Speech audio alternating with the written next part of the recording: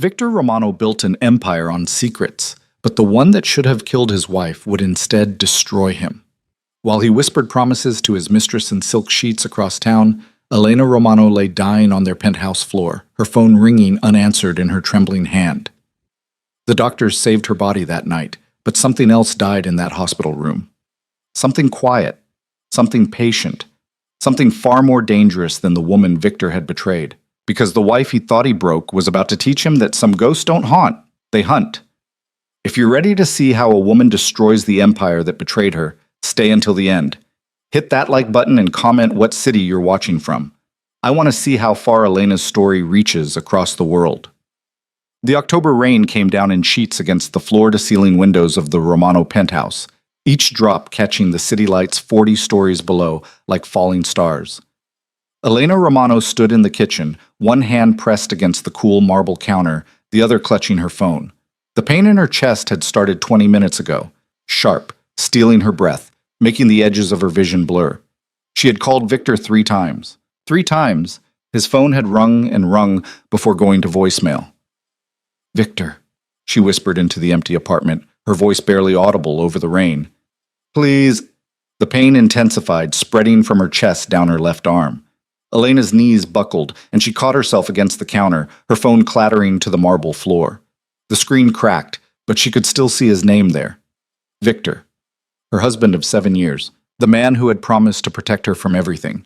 She reached for the phone with shaking fingers, but her vision was darkening now, the penthouse swimming around her.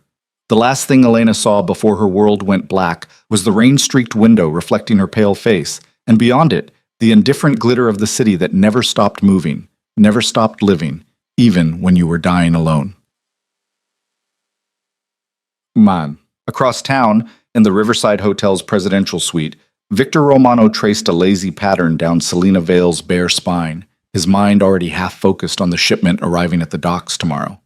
The woman in his bed stirred, turning to face him with those green eyes that had first caught his attention 6 months ago at a charity gala Elena had organized. "You're thinking about work," Selena murmured, her voice carrying that slight accent she'd picked up during her years in Paris. "I can always tell." Victor's phone buzzed on the nightstand, the 3rd time in 10 minutes. He glanced at the screen and saw Elena's name. His jaw tightened slightly, but he silenced it and set it back down.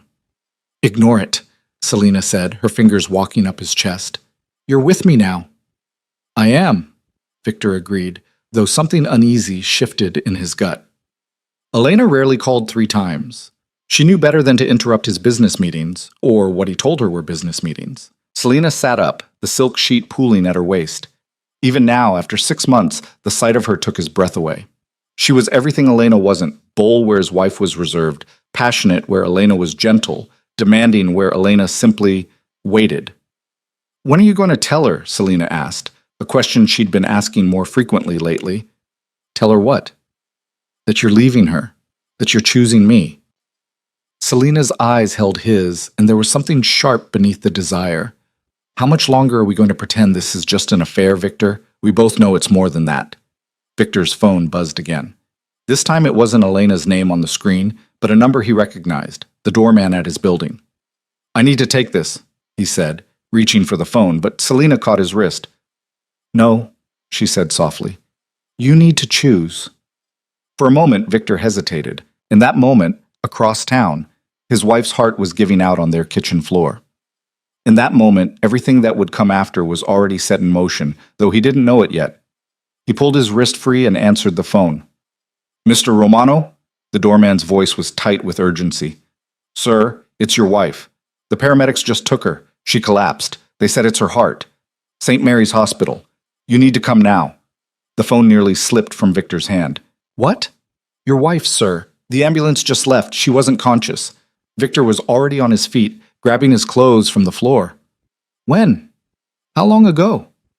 "Maybe 20 minutes. They've been trying to reach you." Victor didn't hear the rest.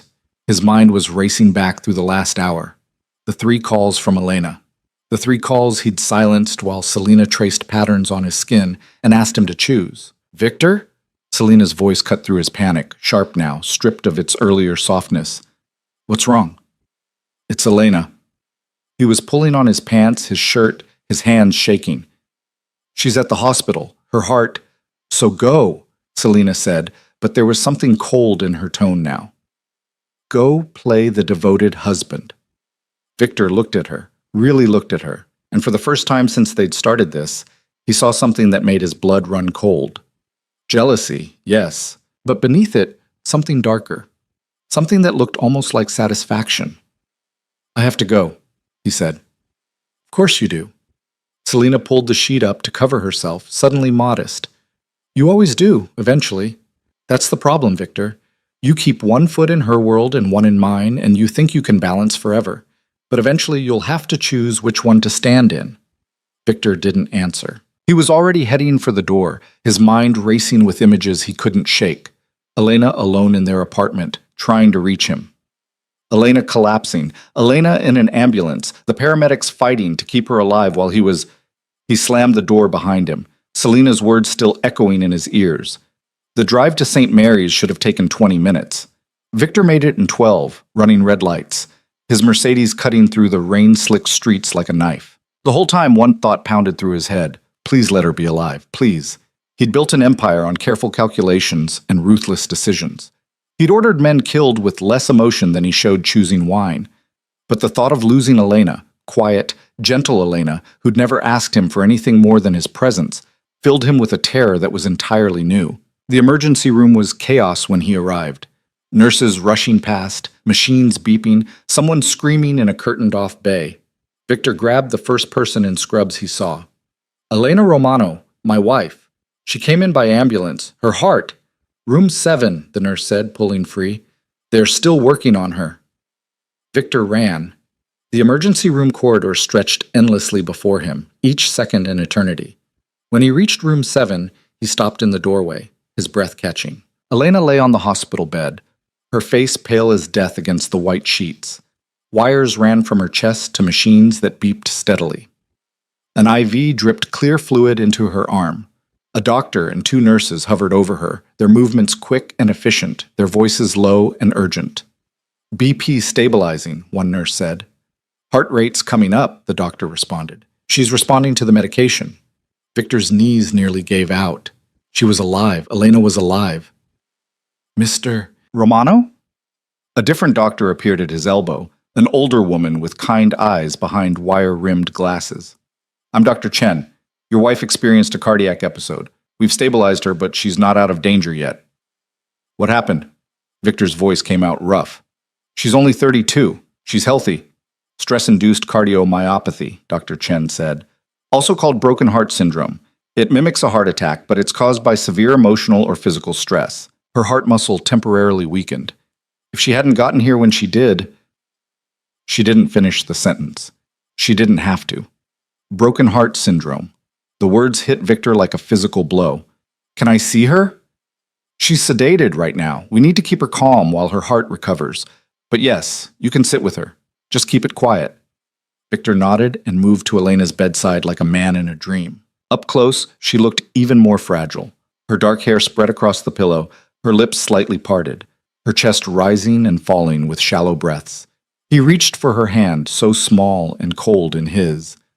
"I'm sorry," he whispered, though she couldn't hear him. "Elena, I'm so sorry."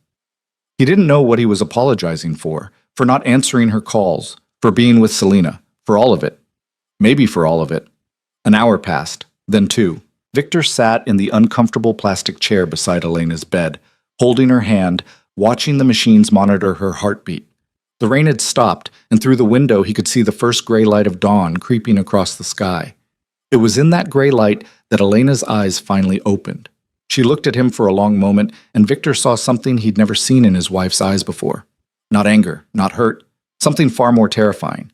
A complete absence of expectation. "You didn't come," she whispered. 3 words, that's all it took. Victor's throat tightened. "I'm here now. I called you." Her voice was so quiet he had to lean in to hear her. 3 times. "I was dying, Victor, and I called you 3 times. I know. I'm sorry. I was with her." It wasn't a question. The certainty in Elena's voice made Victor's stomach drop. "Elena, it's fine." She closed her eyes again, and a single tear slipped down her cheek. I understand now. You don't understand anything, Victor said, but the words sounded hollow even to him. I love you. I was scared out of my mind when I heard. You were scared, Elena repeated, her eyes still closed. I was dying. There's a difference. The machines beeped steadily in the silence that followed. Victor wanted to argue, to explain, to somehow make this right, but he didn't know how. For the first time in his adult life, Victor Romano, the man who controlled half the city's underground, who made politicians and police chiefs dance to his tune, had no idea what to say. I'm tired, Elena whispered. Please go. I'm not leaving you. Then stay. She turned her face away from him. But don't talk. I can't listen to you right now.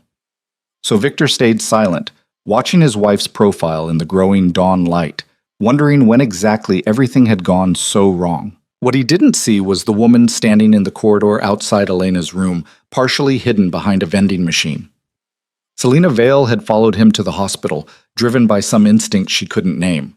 Jealousy, maybe, or curiosity, or the simple need to see her competition, the wife Victor claimed meant nothing but couldn't seem to leave. Through the window in the door, Selena watched Victor hold Elena's hand with a tenderness she'd never seen him show her. She watched him lean forward and press his forehead against Elena's palm, his shoulders shaking slightly. She couldn't hear what he was saying, but she could see enough. This wasn't a man performing duty. This was a man terrified of losing something precious. Selena's hands clenched into fists at her sides.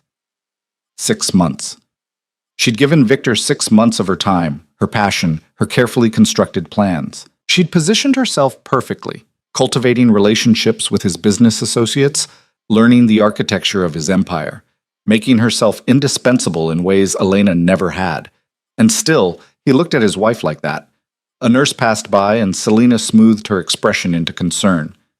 Excuse me, she said softly. Elena Romano. Is she going to be okay? The nurse paused. Are you family? A friend, Selena lied smoothly. I just heard and came straight over.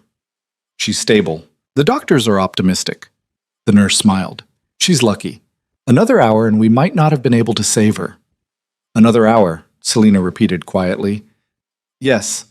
Broken heart syndrome is serious, but if it's caught in time and treated properly, the heart usually recovers completely. The nurse checked her watch. I need to go, but you should know she'll need to avoid stress for the next few months. Anything that puts strain on her heart could trigger another episode. Of course, Selena said. Thank you. The nurse walked away and Selena stood alone in the corridor, her mind working through the implications. Elena would recover. The heart could be broken, but would heal. Unless, of course, the stress continued. Unless the things breaking her heart didn't stop. A slow smile curved Selena's lips. She pulled out her phone and sent a text. She's going to be fine. See you tomorrow night? In Elena's room, Victor's phone buzzed. He glanced at it, saw Selena's name, and immediately turned it off. But Elena had seen the notification too. Her eyes, when they met his, were completely empty. I think I'd like to rest now, she said quietly. Alone. Elena, please. Victor stood slowly, still holding her hand. I'll come back in a few hours. Bring you some things from home. Whatever you want, Elena said, and that was somehow worse than anger would have been. The complete indifference in her voice made Victor feel like he was losing her in a way he couldn't fight or control. He left the room feeling like a man walking away from a bomb he'd accidentally armed, not knowing when or how it would explode. In the corridor, he nearly walked straight into Selena. What are you doing here? Victor demanded, his voice low and dangerous. I was worried about you, Selena said, but her eyes flicked past him to Elena's room. Is she? She's fine, and you need to leave. Now. Victor, now, Selena. His tone left no room for argument. This isn't the place. Selena's jaw tightened, but she nodded. Fine. But we need to talk. Soon. Later, Victor said, and walked away before she could respond. He didn't see the look Selena gave Elena's room, the calculation in her eyes, the sharp twist of her mouth. He was already gone, heading to the parking garage, his mind churning through everything that had happened. What Victor didn't know, what he couldn't know, was that in her hospital bed, Elena Romano was wide awake, staring at the ceiling, her hand resting over her damaged heart. The broken heart syndrome diagnosis was accurate in more ways than the doctors realized. Something had broken in Elena tonight. Not just her heart muscle, but something deeper, some fundamental trust, some core belief about her life and her marriage, and the man she'd given 7 years to. But unlike her heart muscle, which would heal in time, that deeper break would never mend. Instead, it would transform into something else entirely. Elena turned her head to look at the window. Dawn was fully arrived now, painting the sky in shades of pink and gold. A new day. The first day of whatever came next. She thought about the 3 unanswered calls. The 30 minutes she'd lain on the kitchen floor, consciousness fading, believing she was going to die alone. The look on Victor's face when he'd finally arrived. Guilt and fear and something that might have been love, but came too late to matter. She thought about the text message she'd seen on his phone. The name Selena. The casual intimacy of "see you tomorrow night"? Slowly, methodically, Elena began to understand something that would have been impossible for the woman she was yesterday. The woman who'd married Victor Romano at 25, who'd believed in fairy tales and happy endings, who'd thought love was enough to build a life on. That woman had died on the kitchen floor tonight. The woman in this hospital bed was someone new, someone forged in betrayal and broken promises, someone who understood that power wasn't given, it was taken. Someone who would never, ever be helpless again. Elena closed her eyes, but she wasn't sleeping. She was thinking, planning, becoming. Outside her room, the hospital continued its relentless rhythm. Nurses checking vitals, machines beeping, lives being saved and lost in equal measure. In the parking garage, Victor sat in his Mercedes, his head in his hands, trying to figure out how to fix what he'd broken. Across town, Selena returned to the Riverside Hotel suite, poured herself a drink, and began making plans of her own.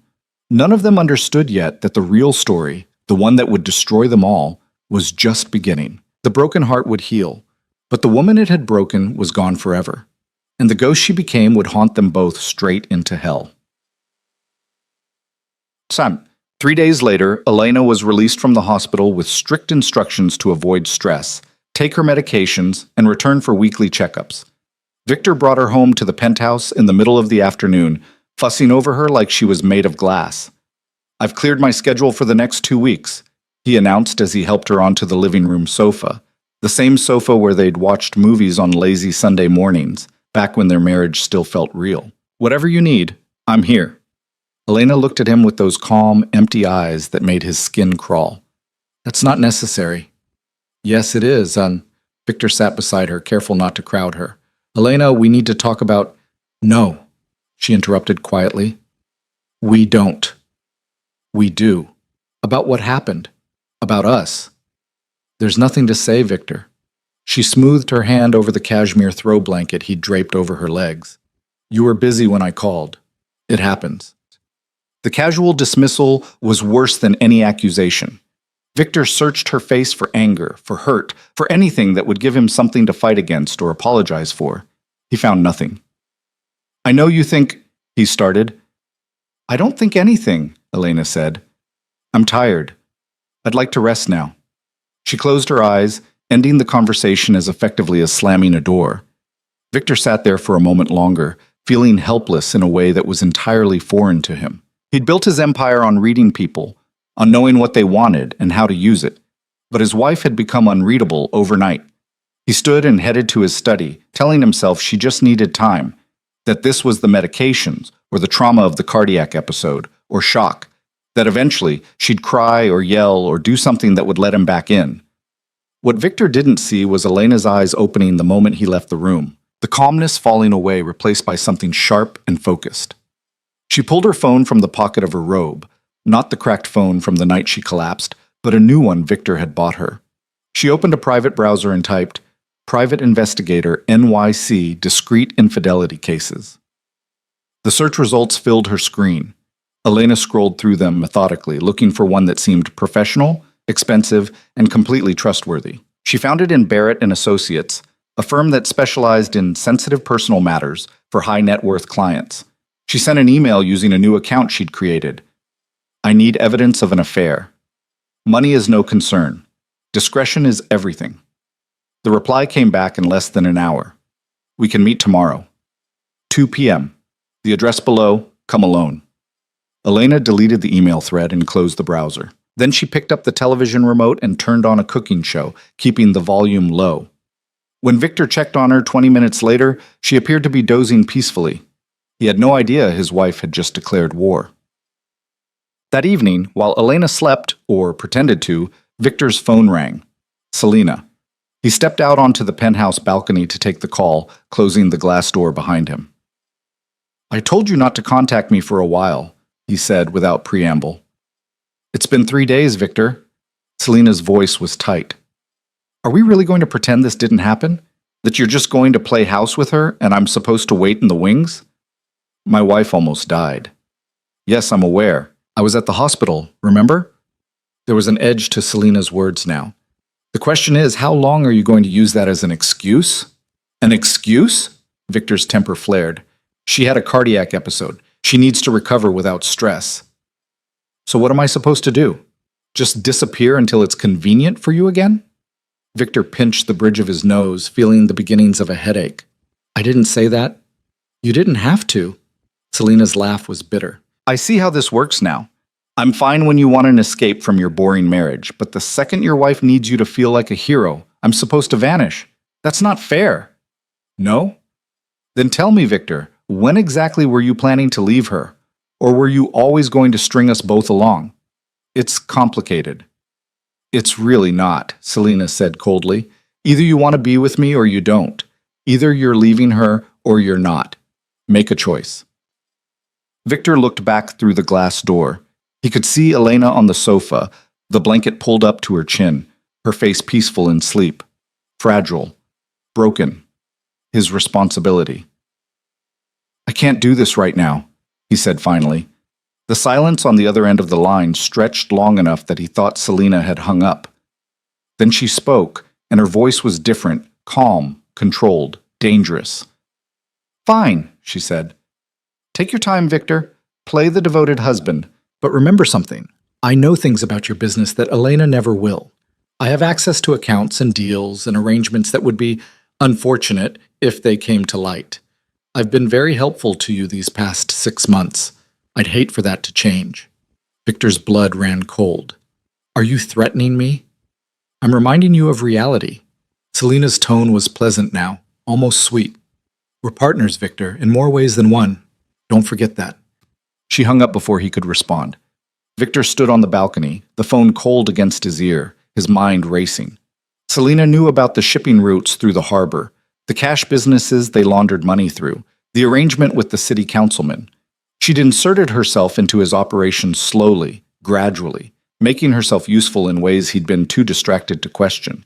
And now she was threatening to expose it all if he didn't choose her. For the first time, Victor wondered if sleeping with Selena Vale had been the biggest mistake of his life.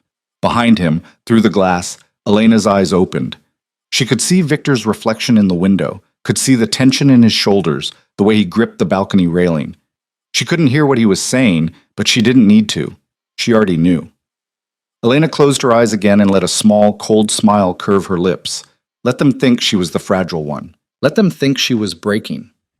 They had no idea what was really breaking was their world, and she was the one holding the hammer. The office of Barrett and Associates sat on the 14th floor of an unremarkable building in Midtown, the kind of place that blended into the city's architecture so completely you could walk past it 100 times and never notice, which was exactly the point. Elena arrived at 1:55, dressed in a simple black dress and oversized sunglasses that hid most of her face. The receptionist, a severe woman in her 50s with steel gray hair, barely looked up from her computer. "Name?" "Mrs. Chen," Elena said, using the surname of the doctor who'd saved her life. It felt appropriate somehow. "Third door on the left. Mr. Barrett is expecting you." The hallway was quiet, carpeted in industrial gray that muffled her footsteps. Elena found the door and knocked once. "Come in." James Barrett was younger than she'd expected, maybe 40, with sharp eyes and the kind of neat appearance that suggested military background. His office was sparse, functional, containing nothing personal except a single photograph of what might have been his daughter on the desk. "Mrs. Chen," he said, not rising, "please sit." Elena took the chair across from him, keeping her sunglasses on. Barrett studied her for a moment, then nodded as if confirming something to himself. You're not Mrs. Chen. Does it matter? No. He pulled a form from his desk drawer. What matters is whether you can afford my retainer, $50,000. Non-refundable. That buys you 1 month of surveillance, detailed reporting, photographic and video evidence if it exists, and complete discretion. Additional months are $30,000 each. Elena opened her purse, a Hermes bag Victor had given her for their 5th anniversary, and withdrew a plain white envelope. She set it on the desk between them. Barrett opened it, counted the bills inside with practiced efficiency, and nodded. 1 month. Tell me what you need.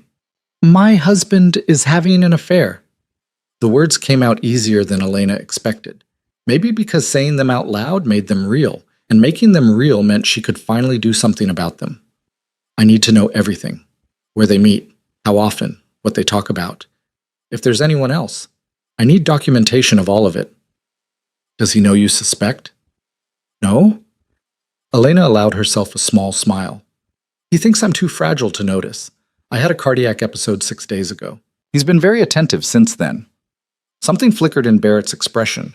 Respect, maybe, or recognition. I'll need his name, his usual locations, any details about the woman if you have them. Elena recited the information calmly, clinically, as if she were describing a stranger's life. Victor's office address. The restaurants he frequented. His gym. The fact that his mistress had green eyes and an accent and had texted him the night Elena almost died. Her name is Selena, Elena finished. I don't know her last name, but she's involved in his business somehow. She knows things she shouldn't.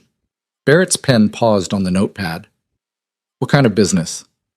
The kind you don't ask questions about if you want to stay healthy. Elena met his eyes. Is that a problem? It doubles my rate. Elena opened her purse again and withdrew a second envelope. Will this cover it? Barrett counted it. Another 50,000, and his eyebrows rose fractionally. You came prepared. I came serious, Mr. Barrett. My husband built an empire on secrets and lies. I need you to expose them, all of them. Can you do that? I can. Barrett stood and extended his hand. I'll have a preliminary report for you in 1 week. We'll communicate through encrypted email only. The address is on this card. Memorize it and destroy the card. Elena took the business card, glanced at it once, and slipped it into her coat pocket. One more thing. Yes? If anyone asks, and they might, you've never heard of me. You've never seen me. This meeting never happened. Mrs. Chen, Barrett said with the ghost of a smile, I don't know what you're talking about. Elena left the office feeling lighter than she had in days. The medication kept her heart steady, but this, taking action, refusing to be a victim, did something the pills couldn't. It gave her purpose. By the time she returned to the penthouse, Victor was in his study on a conference call, his voice carrying through the closed door. Elena moved through the apartment silently, her footsteps making no sound on the marble floors. She'd lived here for 7 years, but suddenly it felt like a stranger's home. Every piece of furniture Victor had chosen, every painting he'd bought, even the dishes in the kitchen were his taste, not hers. She'd disappeared into his life so completely she couldn't remember what her own preferences were anymore. That was going to change. Elena went to the bedroom and opened Victor's closet. His suits hung in perfect rows, organized by color and season. His shoes lined up beneath them like soldiers. She ran her hand along the fabric of a charcoal Tom Ford jacket, then reached into the inside pocket. Nothing. She tried the next jacket, the next. On the 5th one, a navy brioni he'd worn to a fundraiser 2 months ago, her fingers found something. A receipt from the Riverside Hotel. Presidential suite. Charged to a credit card she didn't recognize. Elena photographed it with her phone and put it back exactly as she'd found it. She moved to his dresser next, methodically searching through socks and ties and cufflinks. In the back of his sock drawer, beneath the cashmere argyles, she found a second phone. A burner, untraceable, the kind Victor used for business he didn't want recorded. Her hands trembled slightly as she turned it on. It was password protected, but Elena knew Victor. She tried his mother's birthday, the only person he'd ever truly loved before Elena came along. The phone unlocked. The messages loaded slowly, and with each one, Elena felt something inside her grow colder and sharper. Selena, miss you already? Tonight was perfect. Victor, you're dangerous. Selena, you love it. When can I see you again? Victor. Soon. I need to handle some things first. Selena. Handle me instead. The messages went back 6 months, just as Elena had suspected, but it was the most recent ones, the ones from the last week, that made her breath catch. Selena. How's the devoted husband act going? Victor. She's recovering. Doctor says she needs to avoid stress. Selena. So convenient. And how long are you going to use her health as an excuse to avoid me? Victor. It's not an excuse. She almost died. Selena. But she didn't. So now what? You play nursemaid while I wait in the wings? I don't think so, Victor. We had a deal. Victor. We didn't have a deal. We had an arrangement. Selena. Same thing. And I kept my end. I've been very helpful with your business interests. I'd hate to become less helpful. Victor. Are you threatening me? Selena. I'm reminding you of reality. Choose wisely. Elena read the exchange 3 times, memorizing every word. Then she scrolled back further, looking for anything that mentioned business. She found it in a message from 4 months ago. Selena. The shipment cleared customs. I told you my contact at the port would come through. Victor. You're good at this. Selena. I'm good at a lot of things. You're just starting to notice. So Selena wasn't just his mistress, she was part of his operation. She had leverage, connections, knowledge that could destroy him if she chose to use it. And from the recent messages, it was clear she was willing to do exactly that if Victor didn't leave Elena. Elena photographed every relevant message, then turned the phone off and placed it back in the sock drawer exactly as she'd found it. Her heart was beating fast, too fast, and she made herself breathe slowly, counting to 4 on the inhale, holding for 4, exhaling for 4. The technique the cardiologist had taught her to manage stress. But this wasn't stress. This was clarity. She returned to the living room just as Victor emerged from his study. He looked tired, she noticed, older than his 38 years with lines of tension around his mouth. You're up, he said, concern immediately flooding his expression. Should you be walking around so much? I'm fine, Victor. I just needed to move. Elena settled onto the sofa, tucking her legs beneath her. How was your call? Fine. Business. He crossed to the bar and poured himself 2 fingers of scotch, then seemed to think better of it and put the glass down. I should spend time with you instead. You don't have to babysit me. I'm not babysitting. I want to be here. He sat beside her, maintaining a careful distance. I've been thinking, maybe we should go away for a while. Once you're cleared by the doctors, take a trip somewhere, just us. Where would we go? Elena asked, genuinely curious what he would say. I don't know, wherever you want. The Amalfi Coast? You always talked about wanting to see Italy. That was 7 years ago, Victor, on our honeymoon, when we couldn't afford it. We can afford it now. He reached for her hand and Elena let him take it. His palm was warm, familiar. Once upon a time, his touch had made her feel safe. I want to give you everything, Elena. I know I've been distracted lately. I know I haven't been the husband you deserve, but I'm here now. Let me make it up to you. Elena looked at him, really looked at him, and wondered if he believed his own lies. If he'd convinced himself that a vacation could erase 6 months of betrayal, that taking her to Italy would somehow make up for letting her die alone on their kitchen floor. That sounds nice, she said softly. When I'm better? Relief flooded Victor's face. When you're better, we'll plan it together. He leaned in to kiss her forehead, and Elena closed her eyes, letting him believe she was the same woman she'd been before, the woman who'd loved him unconditionally, the woman who'd asked for nothing and received less. That woman was dead. But Victor didn't need to know that yet. After he returned to his study, Elena sat alone in the gathering darkness, her phone in her hand. She pulled up the photographs she'd taken, the hotel receipt, the text messages, the evidence of everything Victor thought he'd hidden so well. Then she opened the encrypted email address Barrett had given her and began typing. I have additional information. My husband uses a second phone for his affair and business communications. I've documented the messages. The woman's full name is Selena Vale. I found it in his contacts. She has connections to his shipping operations and leverage she's threatening to use. I need you to dig deeper, find out everything about her, where she came from, what she wants, what she's capable of. She attached the photographs and hit send. The response came back within minutes. Understood. I'll prioritize this. Be careful, Mrs. Chen.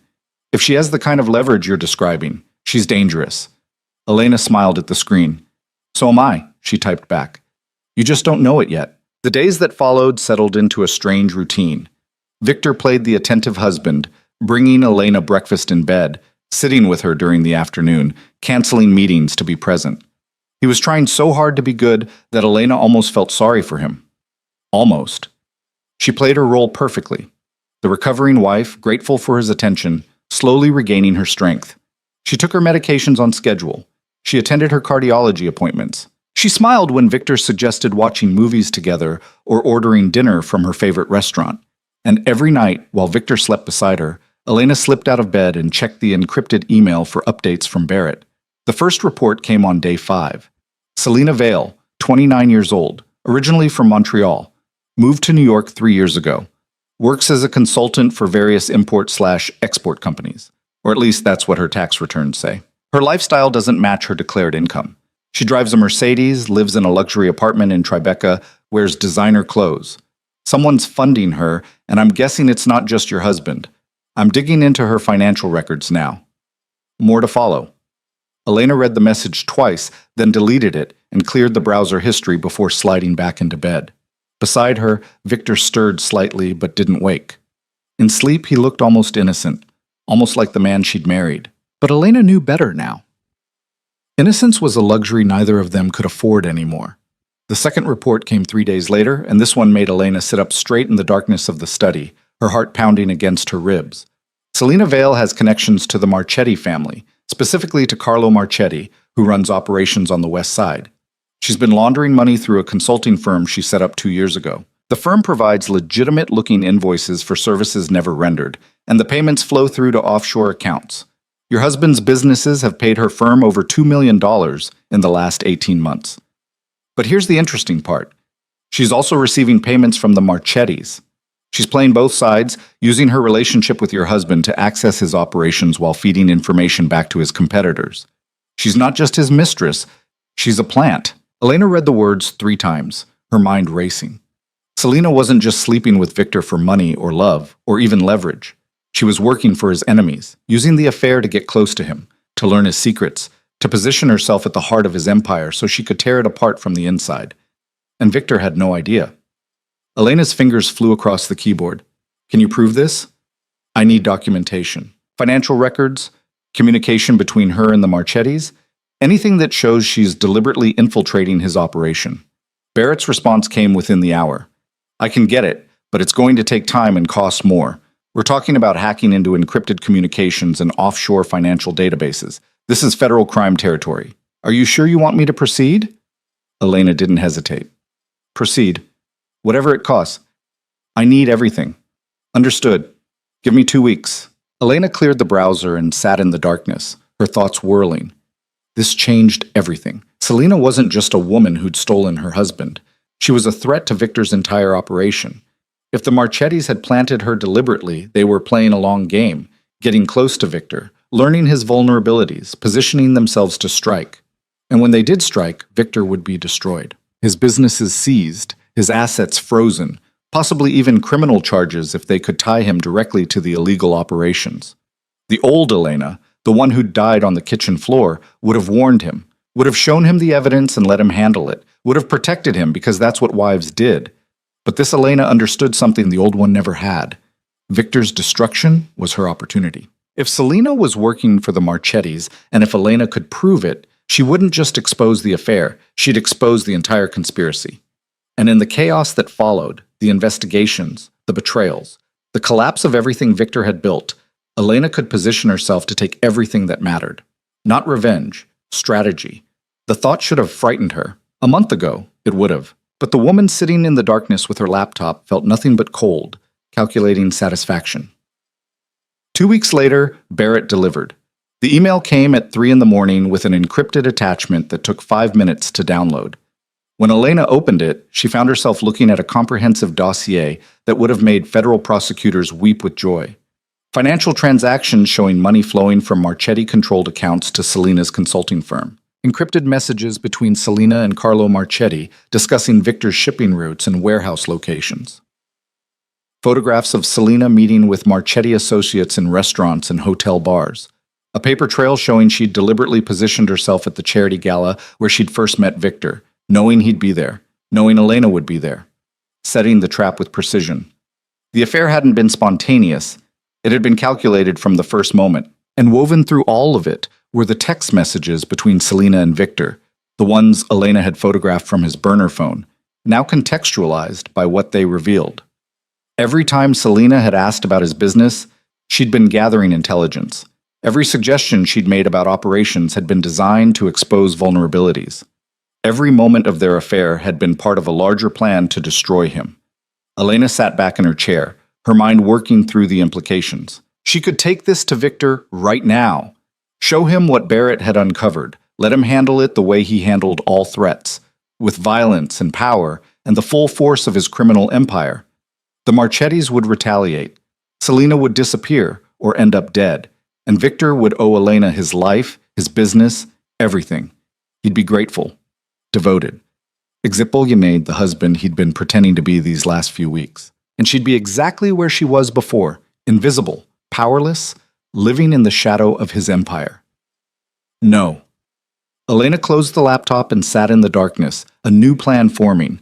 If Selena was a weapon pointed at Victor, then Elena wouldn't disarm her.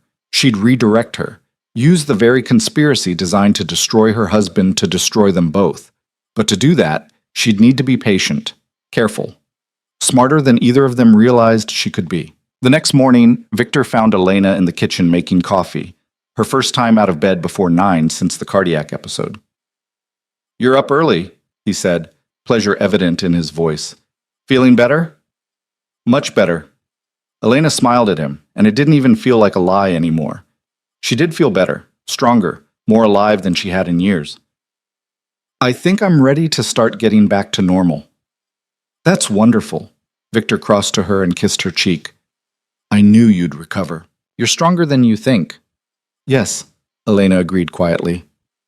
"I am."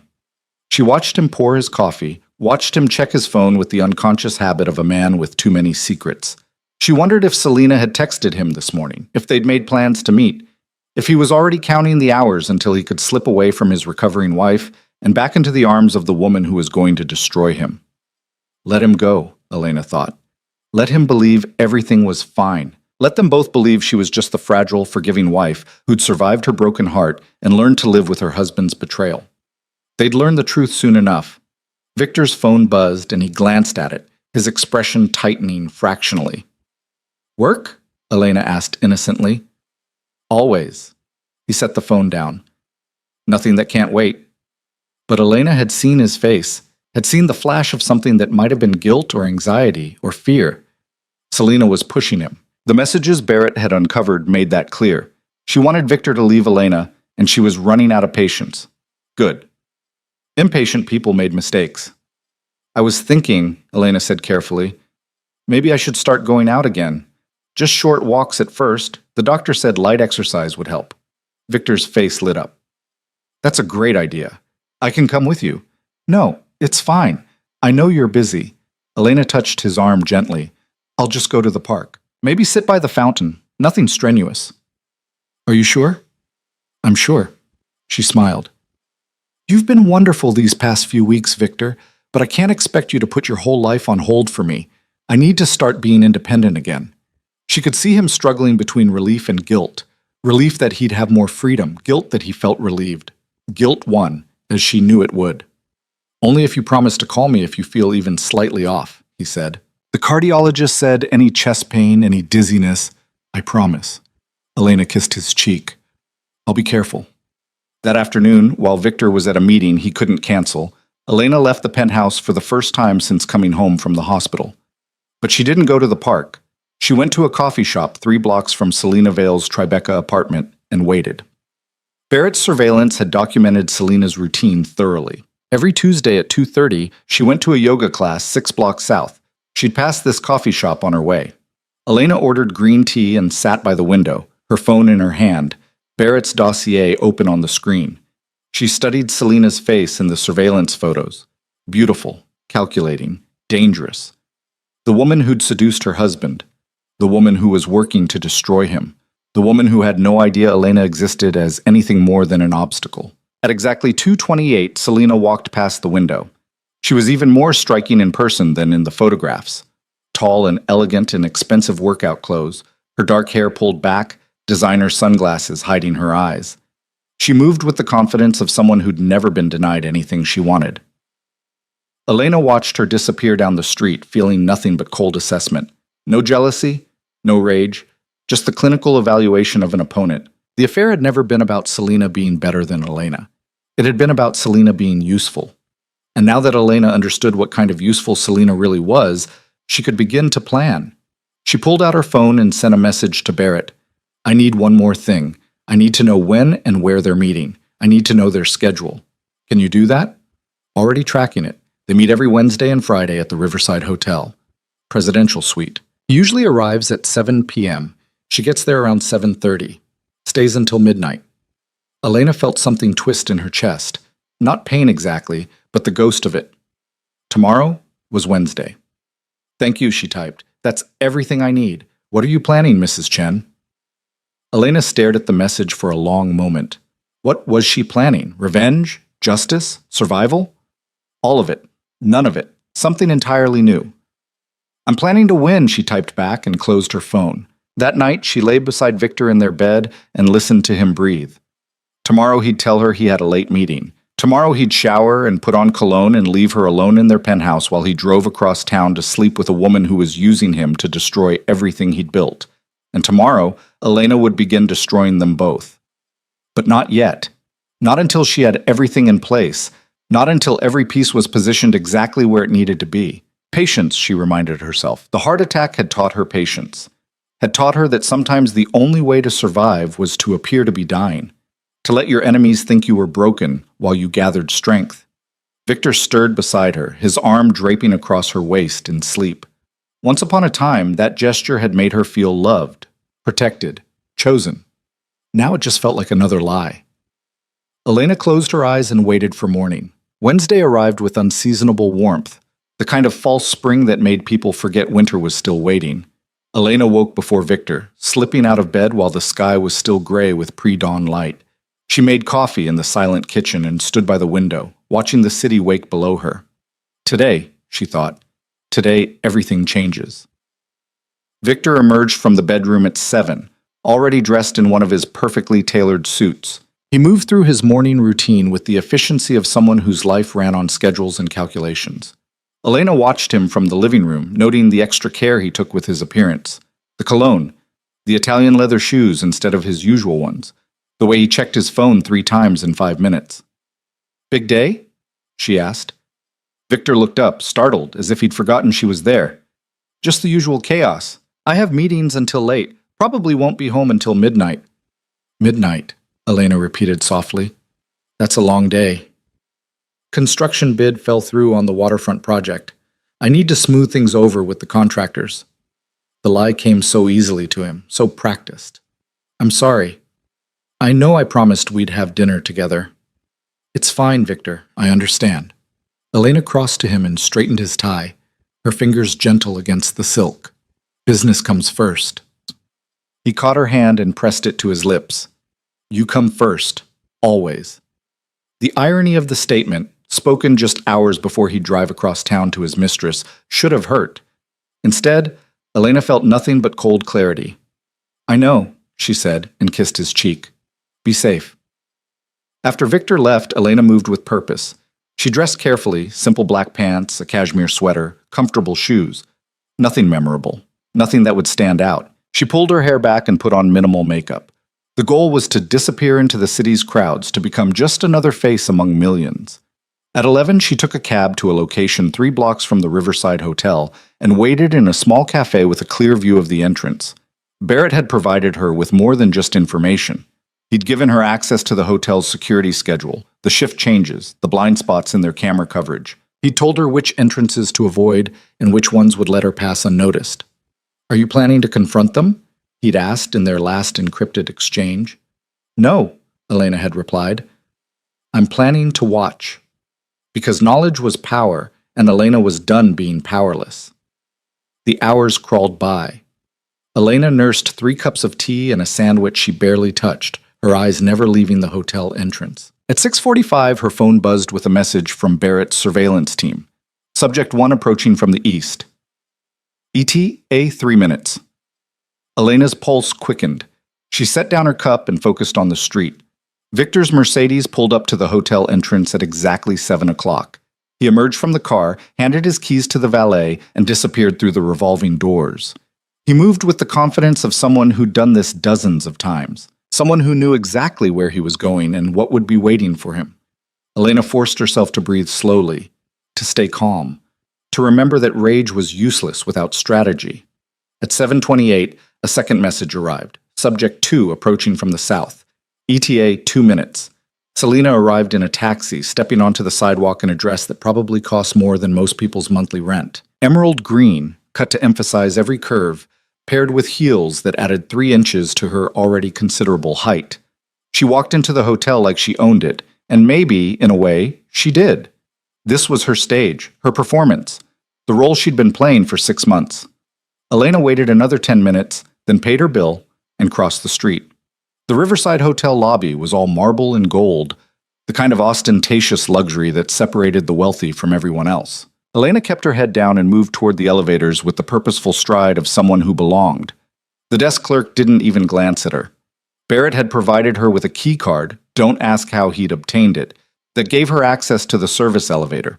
She rode it to the 14th floor, emerged into a quiet hallway, and counted doors until she found the one she needed. Not the presidential suite. The room directly across from it. The key card worked. Elena slipped inside and locked the door behind her, her heart pounding so hard she could feel it in her throat. The room was small, clean, unremarkable, but the view from the peephole showed her exactly what she needed to see, the door to the presidential suite. She settled into the chair beside the door and waited. What she was doing was insane, dangerous. If Victor found her here, if anyone saw her, the carefully constructed facade she'd been maintaining would shatter. But Elena had moved beyond fear, somewhere between the hospital bed and this moment. Fear was for people who had something left to lose. At 7:53, she heard it. Laughter, muffled but unmistakable, coming from across the hall. A woman's voice, Selena's, followed by Victor's lower rumble. The sound of the suite door opening and closing. Then silence. Elena closed her eyes and let herself feel it. Not the pain, she'd moved past pain, but the final severing of whatever connection had once existed between her and the man she'd married. This was the moment the marriage truly ended. Not when he'd first kissed Selena, or when he'd ignored Elena's calls while she was dying, but right now. This moment of absolute clarity. She stayed in that room for 3 hours, listening to the silence of the hallway, imagining what was happening 20 feet away. At 11:15, her phone buzzed with a message from Barrett. Subject 1's driver just arrived. He'll be leaving soon. You should go. Elena stood, her legs stiff from sitting motionless.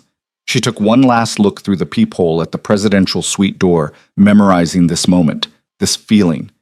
Then she slipped out of the room and took the service elevator back down to the lobby. She was 3 blocks away when she saw Victor's Mercedes pull out of the hotel parking garage and disappear into the night traffic. Heading home. Heading back to her. Elena caught a cab and arrived at the penthouse 15 minutes before Victor. She changed into pajamas, washed her face, and was curled up on the sofa with a book when she heard his key in the lock. You're still up, he said, surprise evident in his voice. Couldn't sleep. Elena set down her book and studied him. He looked exactly as he had when he'd left that morning. Composed. Collected. No trace of guilt or dishonesty except in the slight redness around his collar, where Selena's lipstick had been hastily wiped away. How were your meetings? She asked. Exhausting, but productive. Victor loosened his tie and poured himself a scotch. How was your day? Quiet. I took a walk, read, thought about things. What kind of things? Elena smiled. Our future, what comes next? Something flickered in Victor's expression.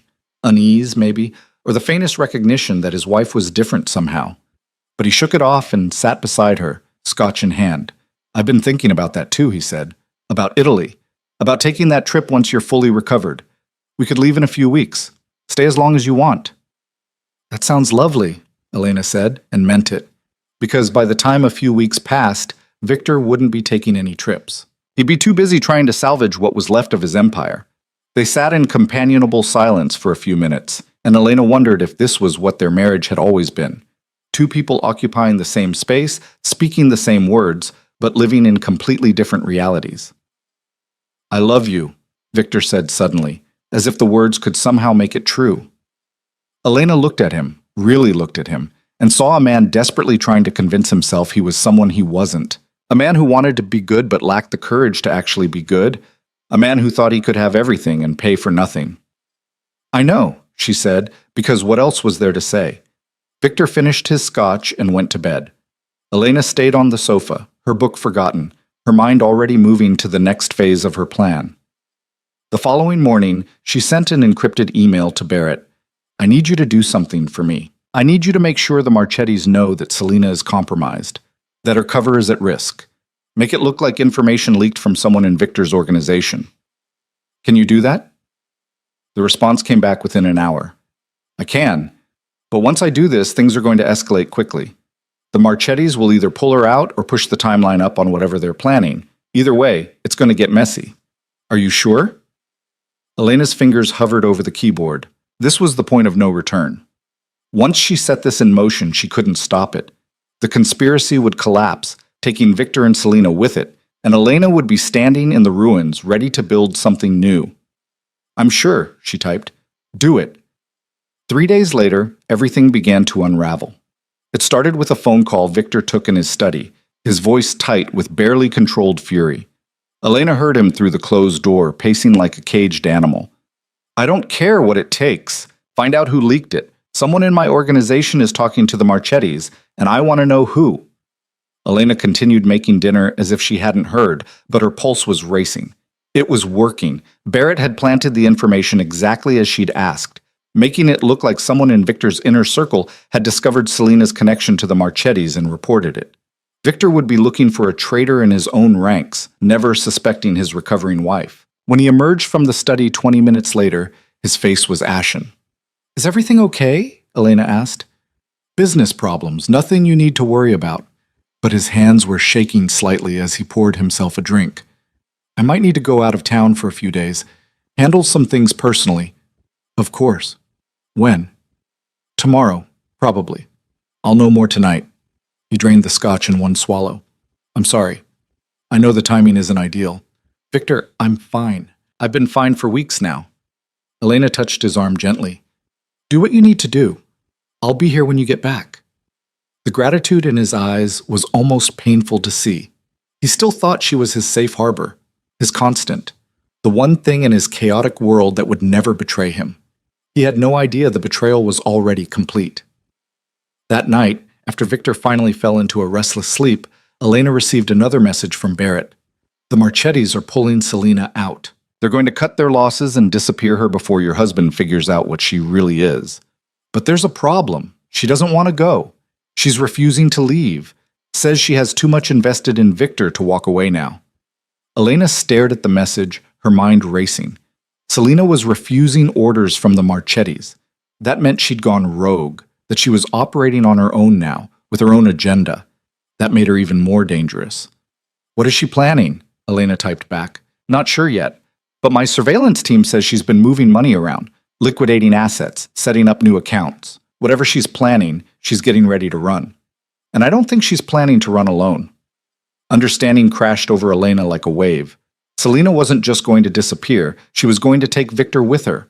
Or rather, she was going to take everything Victor had and leave him with nothing. The affair had started as a Marchetti operation, but somewhere along the way, Selena had seen an opportunity for herself. She'd used the Marchetti's resources to get close to Victor, to learn his operation, to position herself at the center of his empire. And now she was going to rob him blind and vanish before either the Marchettis or Victor could stop her. It was actually brilliant, ruthless, amoral, and utterly brilliant.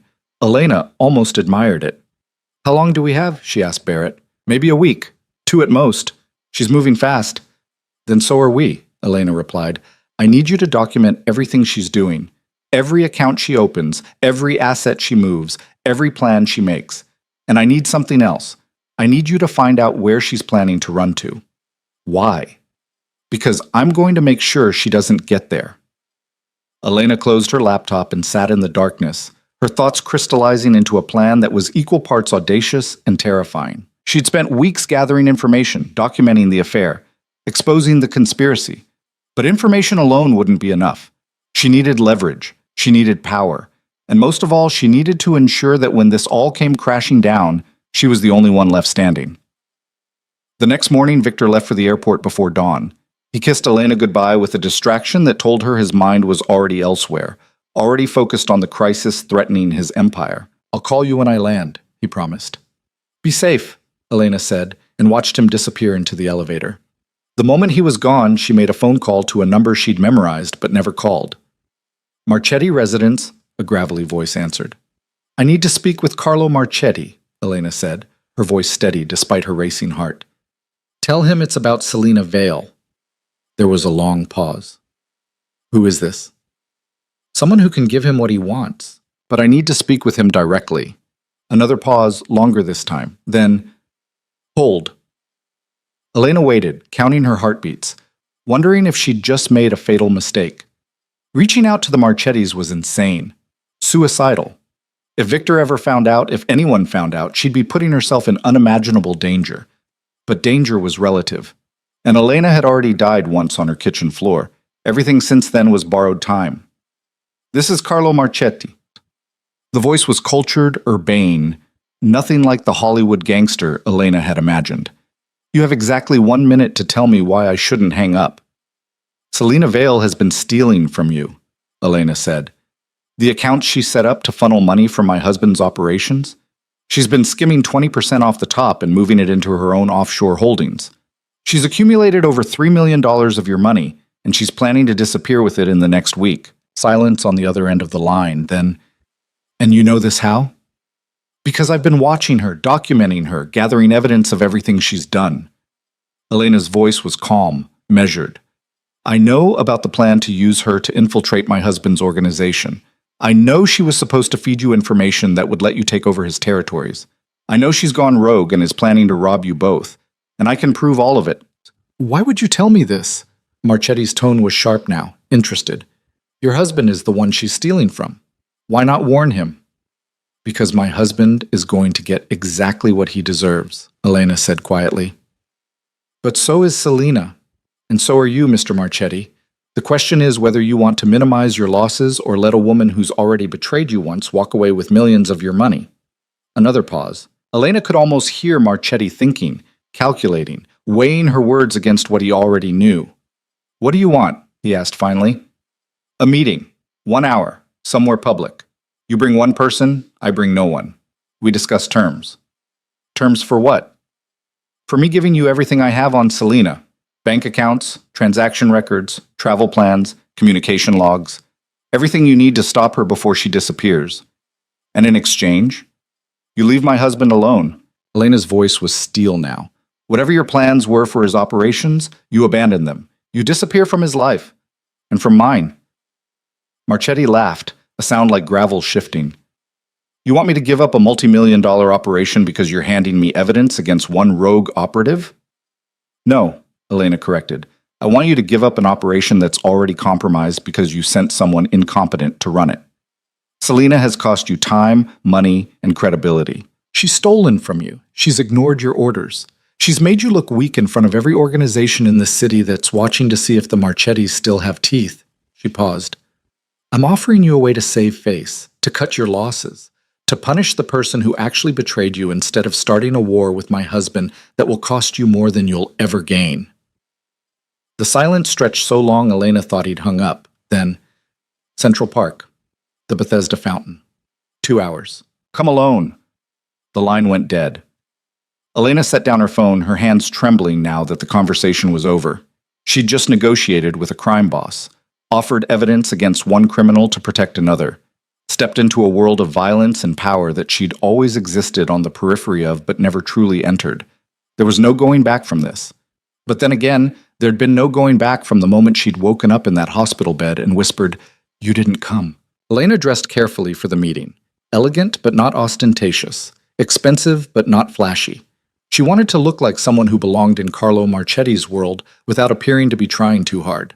She pulled her hair back, put on minimal jewelry, and slipped Barrett's entire dossier into a leather portfolio. The cab ride to Central Park felt surreal. The city moved around her with its usual indifference. Millions of people living their ordinary lives while Elena rode toward a meeting that could get her killed. She arrived at Bethesda Fountain 15 minutes early and took a position on a nearby bench where she could see anyone approaching. The November air was cold enough that most tourists had abandoned the park, leaving only joggers and the occasional photographer. At exactly 2 o'clock, Carlo Marchetti appeared. He was younger than Elena expected, maybe 50, with silver at his temples and the kind of tailored elegance that came from money so old it didn't need to announce itself. He walked with one other man, a massive bodyguard who looked like he could break Elena in half without effort, but kept several paces back as Marchetti approached her bench. "Mrs. Romano," he said, and it wasn't a question. "Mr. Marchetti." Elena stood, the portfolio in her hands. "Thank you for meeting me. Let's walk." It wasn't a suggestion. They moved along the path around the fountain, the bodyguard trailing at a discreet distance. For a few minutes, neither spoke. Then Marchetti said, "You're either incredibly brave or incredibly stupid." "Neither," Elena replied. "I'm practical. Selina Vale is a problem for both of us. I'm offering a solution. Show me what you have." Elena opened the portfolio and handed him a single sheet, a summary of Selina's financial movements over the past 6 months, enough to prove she had real information, but not enough to give away everything. Marchetti studied it for a long moment, his face impassive. "This shows she's been skimming. It doesn't prove she's planning to run." "The full dossier does," as Elena met his eyes. "But I'm not giving you that until we have an agreement." "You want me to walk away from your husband's operations based on a promise?" "No, I want you to walk away based on cold calculation." Elena's voice was calm, certain. "You invested 6 months and substantial resources into placing Selina. That investment is now worthless because she betrayed you. Starting a war with Victor would cost you more time, more money, more risk. And for what? Territories you can acquire a dozen other ways without the mess of taking down someone who's already on alert? He'll know someone was targeting him. Let him know. Let him spend the next year looking over his shoulder, wondering who else in his organization might be a plant. Let him tear his empire apart from the inside trying to find ghosts." Elena smiled slightly. "Sometimes the fear of an attack is more damaging than the attack itself." Marchetti stopped walking and turned to face her fully. "You're not what I expected." "No one ever is," Elena said. "Do we have a deal?" "Let me see the rest first." Elena handed him the full portfolio. Marchetti flipped through it methodically, his expression growing colder with each page. Bank statements showing millions diverted from Marchetti accounts. Encrypted messages between Selina and offshore banking representatives. Flight manifests showing she'd already purchased tickets to 3 different countries under false names. Communication logs proving she'd been ignoring Marchetti's orders for weeks. It was comprehensive, damning, irrefutable. When he finished, Marchetti looked at Elena with something that might have been respect. "How did you get all this?" "I hired someone very good at finding things people want hidden." "And you're giving it to me because?" "Because Selina Vale destroyed my marriage. Because she's been using my husband to steal from you. Because she deserves to lose everything. And I want to be the one who makes it happen." Elena's voice was quiet but fierce. "And because you and I both know that sometimes the enemy of my enemy is exactly the ally I need." Marchetti handed the portfolio back. "Keep it. I've seen enough." He studied her for another moment. "You could have taken this to the FBI, turned it into a federal case, destroyed both Selina and your husband." "I could have," Elena agreed. "But that would have destroyed me too. This way, I get justice without prison. You get your money back and save face. And Selina gets exactly what she deserves." "What about your husband?" "He'll survive. He always does." Elena's smile was cold. "But he'll know he was targeted. He'll know his organization was compromised. He'll know he can't trust anyone. That's punishment enough." Marchetti was quiet for a long moment. Then he nodded once, sharp and decisive. "We have a deal. I'll handle Selina. And your husband's operations are no longer of interest to me." "How will you handle her?" "That's not your concern." Marchetti's tone made it clear the conversation was over. "But I'll give you this. She won't be bothering you again. Ever." He turned and walked away, the bodyguard falling into step beside him. Elena watched them disappear into the park's winding paths, her heart pounding so hard she thought it might give out again. She'd done it. She'd negotiated with a crime boss and walked away alive. More than alive, successful. Selena's fate was sealed now. The Marchettis would handle her with the brutal efficiency they were known for, and Victor would be left wondering how his mistress had vanished so completely, so suddenly. He'd suspect the Marchettis, maybe, but he'd never be able to prove it, and he'd certainly never suspect his fragile, recovering wife had orchestrated the entire thing. Elena left the park and took a cab back to the penthouse, her mind already moving to what came next. Victor would be home tomorrow. Selena would be gone, one way or another, within days. And then Elena could begin the final phase of her plan, the divorce. Because this wasn't about revenge anymore. It wasn't about punishing Victor or destroying Selena or proving she was strong enough to fight back. It was about freedom, real freedom, the kind that came from burning your old life to the ground and building something new from the ashes. That night, Elena slept better than she had in months. And when she dreamed of flight. Victor returned from his trip 2 days later looking like a man who'd aged a decade. The lines around his eyes had deepened, and there was a tightness to his jaw that spoke of sleepless nights and problems that wouldn't solve themselves no matter how much money or violence he threw at them. "How did it go?" Elena asked as he dropped his suitcase in the bedroom, though she already knew the answer. Barrett's updates had kept her informed of every meeting, every tense negotiation, every moment Victor had spent trying to plug the leaks in his organization. "Complicated," Victor said, loosening his tie. "We've got problems I'm still trying to sort out. Anything I can help with?" He looked at her with an expression that was almost tender. "No, but thank you for asking." He crossed to her and kissed her forehead. "It's good to be home. I missed you." The lie came so easily to him that Elena wondered if he even recognized it as one anymore. Or maybe he'd convinced himself it was true.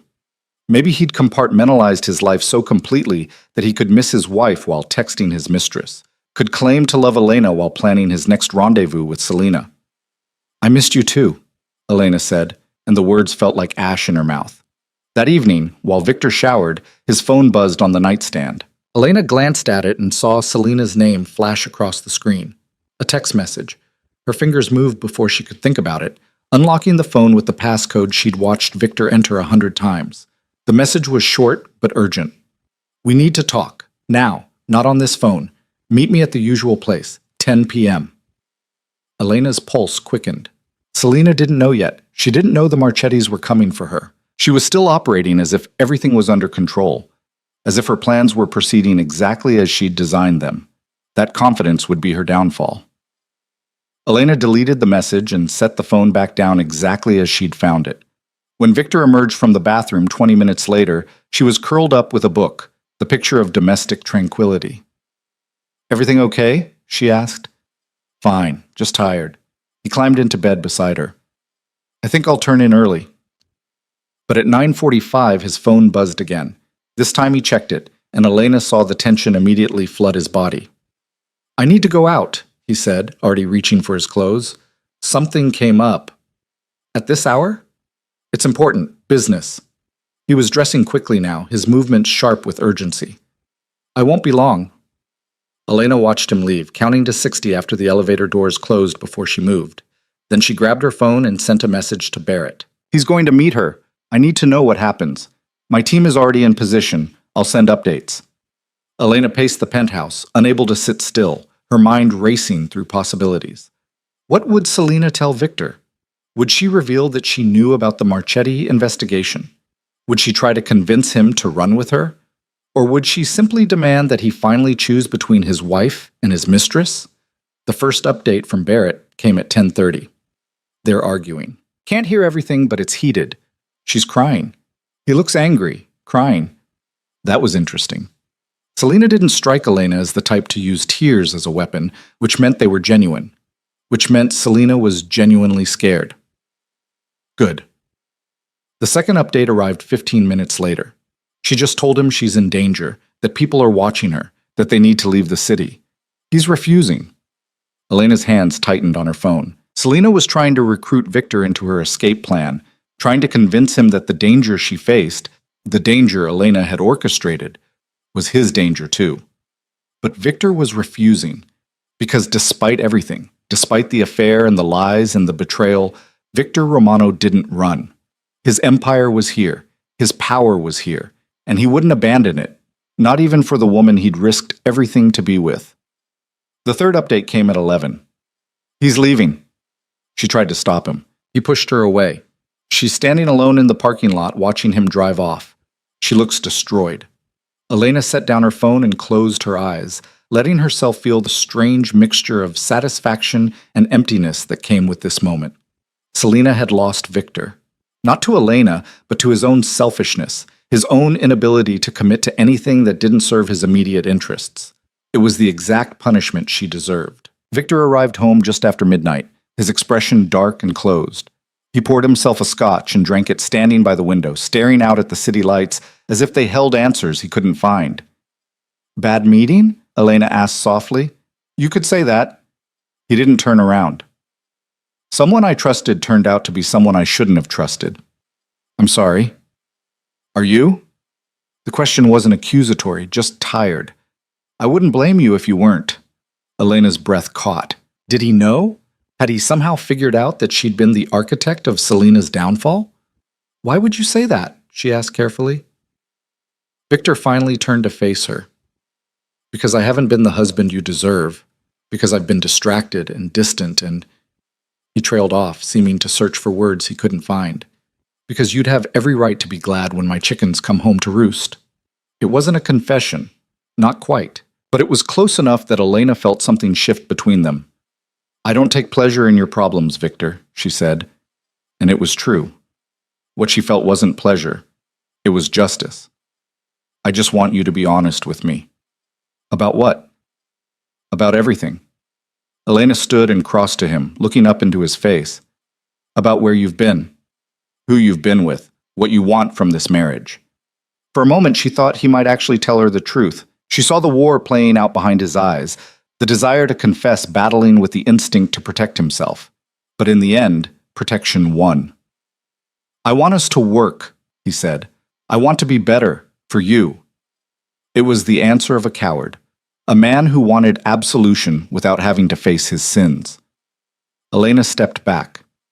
"Then be better, Victor, starting now." He nodded, but they both knew the words were empty. You couldn't rebuild trust without first acknowledging what broke it. And Victor would never acknowledge what he'd done because that would require admitting he was capable of being the villain in someone else's story. The next morning, Barrett's final message arrived. Selena Vale left her apartment at 6 a.m. with 2 suitcases and a one-way ticket to Montreal. She made it as far as the airport parking garage. Marchetti's people were waiting. She won't be bothering anyone anymore. Elena read the message 3 times, her coffee growing cold in her hands. She should feel something, she thought, triumph or guilt or satisfaction or horror, but all she felt was a distant sense of completion, like closing a book she'd been reading for too long. Selena was gone.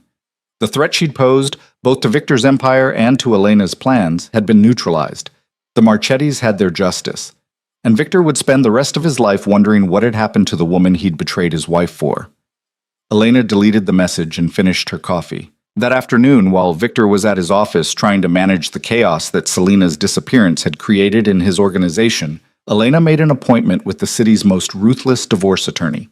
Margaret Chen, no relation to Elena's hospital doctor, though Elena appreciated the symmetry, had a reputation for destroying powerful men in divorce court. Her office was in a gleaming tower downtown, all glass and steel, and the kind of aggressive minimalism that announced you were about to lose everything you held dear.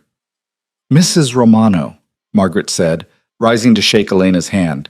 She was 60, silver-haired, with eyes that could calculate your net worth in seconds. "I was intrigued by your call. Your husband is a difficult man to divorce. Because of his connections. Because of his willingness to use those connections."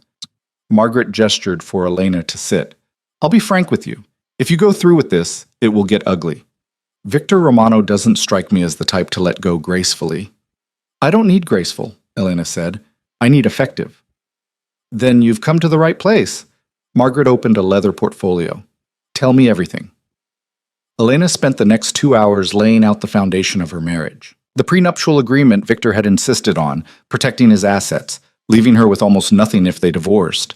The way she'd disappeared into his life, giving up her own career aspirations to be the perfect wife. the emotional distance that had grown between them over the years, and finally, carefully, the cardiac episode that had revealed just how little she meant to him when it mattered most. She didn't mention the affair. Not yet. That would come later, when the time was right. Margaret took notes with the precision of a surgeon planning an operation. When Elena finished, she sat back and studied her newest client with undisguised approval. "You're more prepared than 90% of the women who walk through that door," she said. "Most of them come in angry and emotional. You're coming in strategic." "I had time to think while I was recovering," Elena said. "Time to understand that anger without strategy is just noise." "Smart." Margaret tapped her pen against her notepad. "Here's what we're going to do. First, we're going to quietly document every asset your husband has. And I mean everything. Bank accounts, properties, investments, shell companies, offshore holdings, all of it. New York is an equitable distribution state, which means regardless of that prenup, you're entitled to a fair share of marital assets.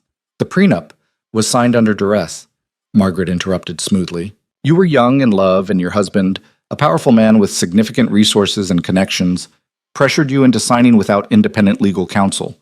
We'll argue that it's unconscionable and should be thrown out." Elena's eyes widened. "Can we actually do that?" "We can try. And even if we fail, the attempt will cost him legal fees and time and put him on the defensive." Margaret smiled. "The goal isn't just to win, Mrs. Romano. It's to make winning so expensive and exhausting for him that he'd rather settle than fight. How long will this take?" 6 months. Maybe a year. Depends on how hard he fights." Margaret leaned forward. "But I need to ask you something. Are you absolutely certain this is what you want? Because once we file, there's no going back. Your husband will know. And based on what I know about Victor Romano, his response won't be gentle." Elena thought about the night on the kitchen floor, the 3 unanswered calls, the hospital bed where she'd whispered, "You didn't come." The weeks she'd spent gathering evidence and building her case and transforming herself from victim to strategist. "I'm certain," she said. "Good." Margaret closed her portfolio. "Then let's destroy him." They spent another hour discussing strategy, when to file, how to protect Elena's safety, what to expect from Victor's legal team. By the time Elena left the office, she had a plan, a timeline, and a retainer agreement that would have made most people blanch. But money wasn't an issue. Elena had been quietly moving funds from their joint accounts into a separate account in her name, small amounts that wouldn't trigger any alerts. She'd accumulated enough to pay for the best representation money could buy. Walking back through the city streets, Elena felt lighter than she had in years. The plan was in motion. Selena was gone. Victor was vulnerable. And Elena was finally in control of her own life. But as she turned the corner toward her building, she saw something that made her blood run cold. Victor's Mercedes was already parked in front of the building. He was home early. And standing beside his car, talking to him with urgent gestures, was one of his security team, a man Elena recognized as Marcus, who handled Victor's most sensitive operations. She was too far away to hear what they were saying, but she could read body language. Marcus was agitated. Victor's face was dark with fury.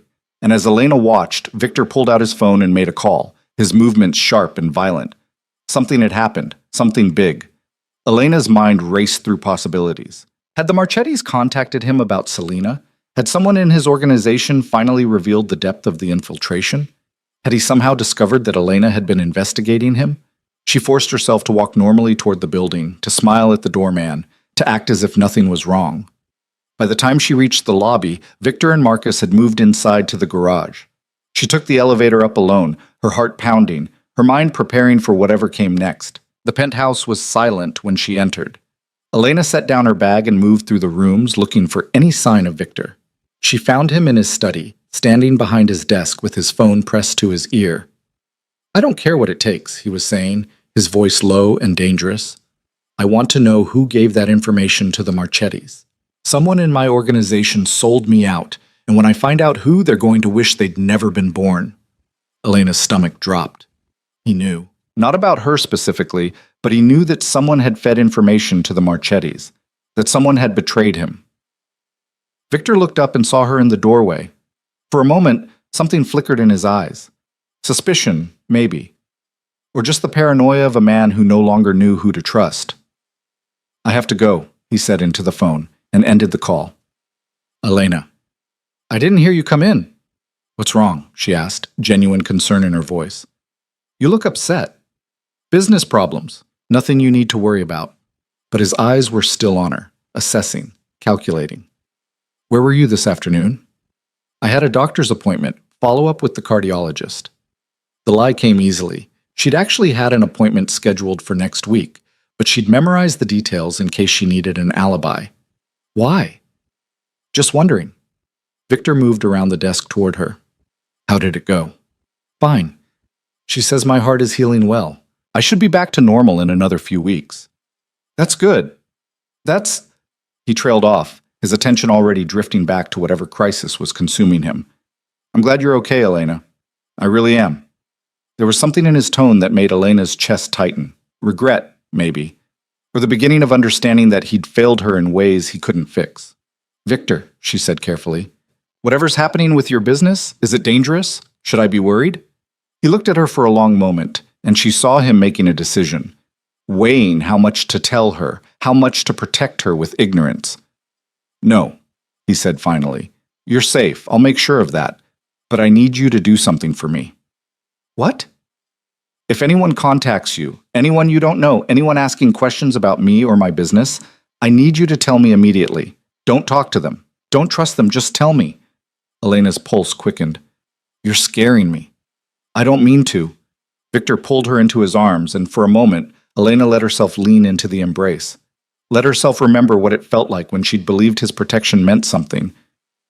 I just need to know you're safe. That you're on my side. I'm your wife, Elena said against his chest. Of course I'm on your side. It was the biggest lie she'd ever told. That night, Elena lay awake long after Victor fell asleep, listening to the sounds of the city outside their window. Sirens in the distance, the occasional car horn, the white noise of millions of lives unfolding in the darkness. Victor's paranoia was growing. He was looking for the traitor in his organization, and sooner or later his investigation would lead him to uncomfortable questions. Questions about timing and opportunity, and who had the most to gain from his downfall. Elena needed to accelerate her timeline. She needed to file for divorce before Victor's suspicions turned toward her. Because once he started seeing her as an enemy instead of a victim, once he started treating her the way he treated all his enemies, her safety would evaporate. She waited until Victor's breathing deepened into true sleep, then slipped out of bed and went to the study. She sent an encrypted message to Margaret Chen. We need to file sooner than we discussed. How quickly can you have the papers ready? The response came back within minutes. Margaret apparently also didn't sleep. I can have them ready by Friday, but that only gives us 3 days to finalize asset documentation. Are you sure you want to rush this? Elena thought about Victor's question earlier. Where were you? The suspicion in his eyes, the way he'd asked her to report anyone who contacted her, as if he was already building a web to catch whoever had betrayed him. I'm sure, she typed back. Friday.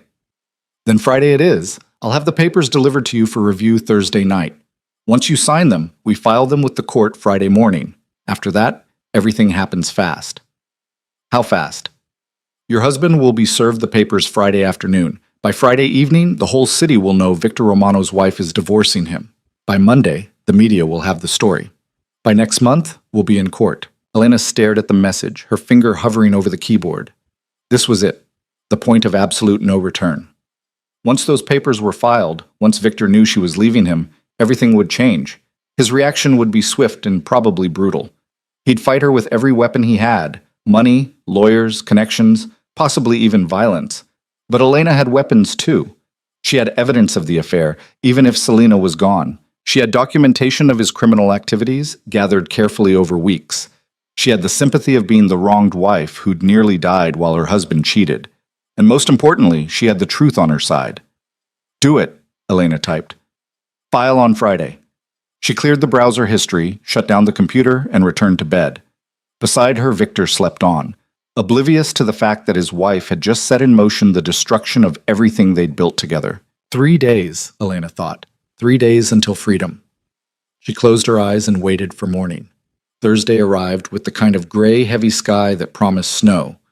Elena spent the day in a state of carefully controlled calm, going through her normal routine while internally cataloging everything she needed to do. Margaret's papers would arrive tonight. Tomorrow morning, they'd be filed. Tomorrow afternoon, Victor would know. She needed to be ready. While Victor was at the office, Elena packed a bag. Not obviously, just a few essential items hidden in the back of her closet. Medications. Important documents. Cash she'd been withdrawing in small amounts for weeks. The evidence Barrett had compiled, copied to a secure drive. Photographs from their early years together, the ones where she still looked happy. She wasn't sure why she packed those last items. Sentiment, maybe. Or just the need to remember who she'd been before all of this. The woman who'd believed in love and happy endings and the power of commitment to overcome anything. That woman seemed like a stranger now. At 6 o'clock, Elena's phone buzzed with a message from Margaret's office.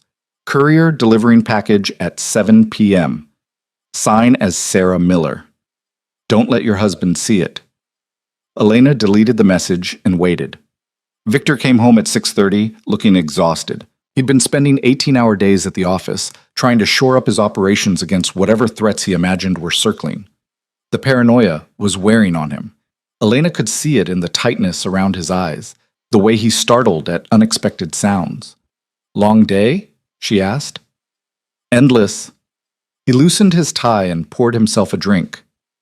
I'm going to take a shower and then I think I'll just go to bed. Unless you want to have dinner? I'm not very hungry, Elena lied. You go ahead. Rest. She watched him disappear into the bedroom, counting the minutes. At exactly 7 o'clock, the doorman called up.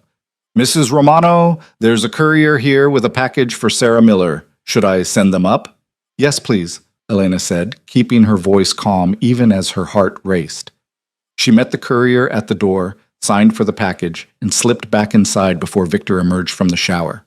The envelope was thick, professional, and utterly damning. Elena hid it in her closet, beneath the sweater she never wore, and returned to the living room with her book.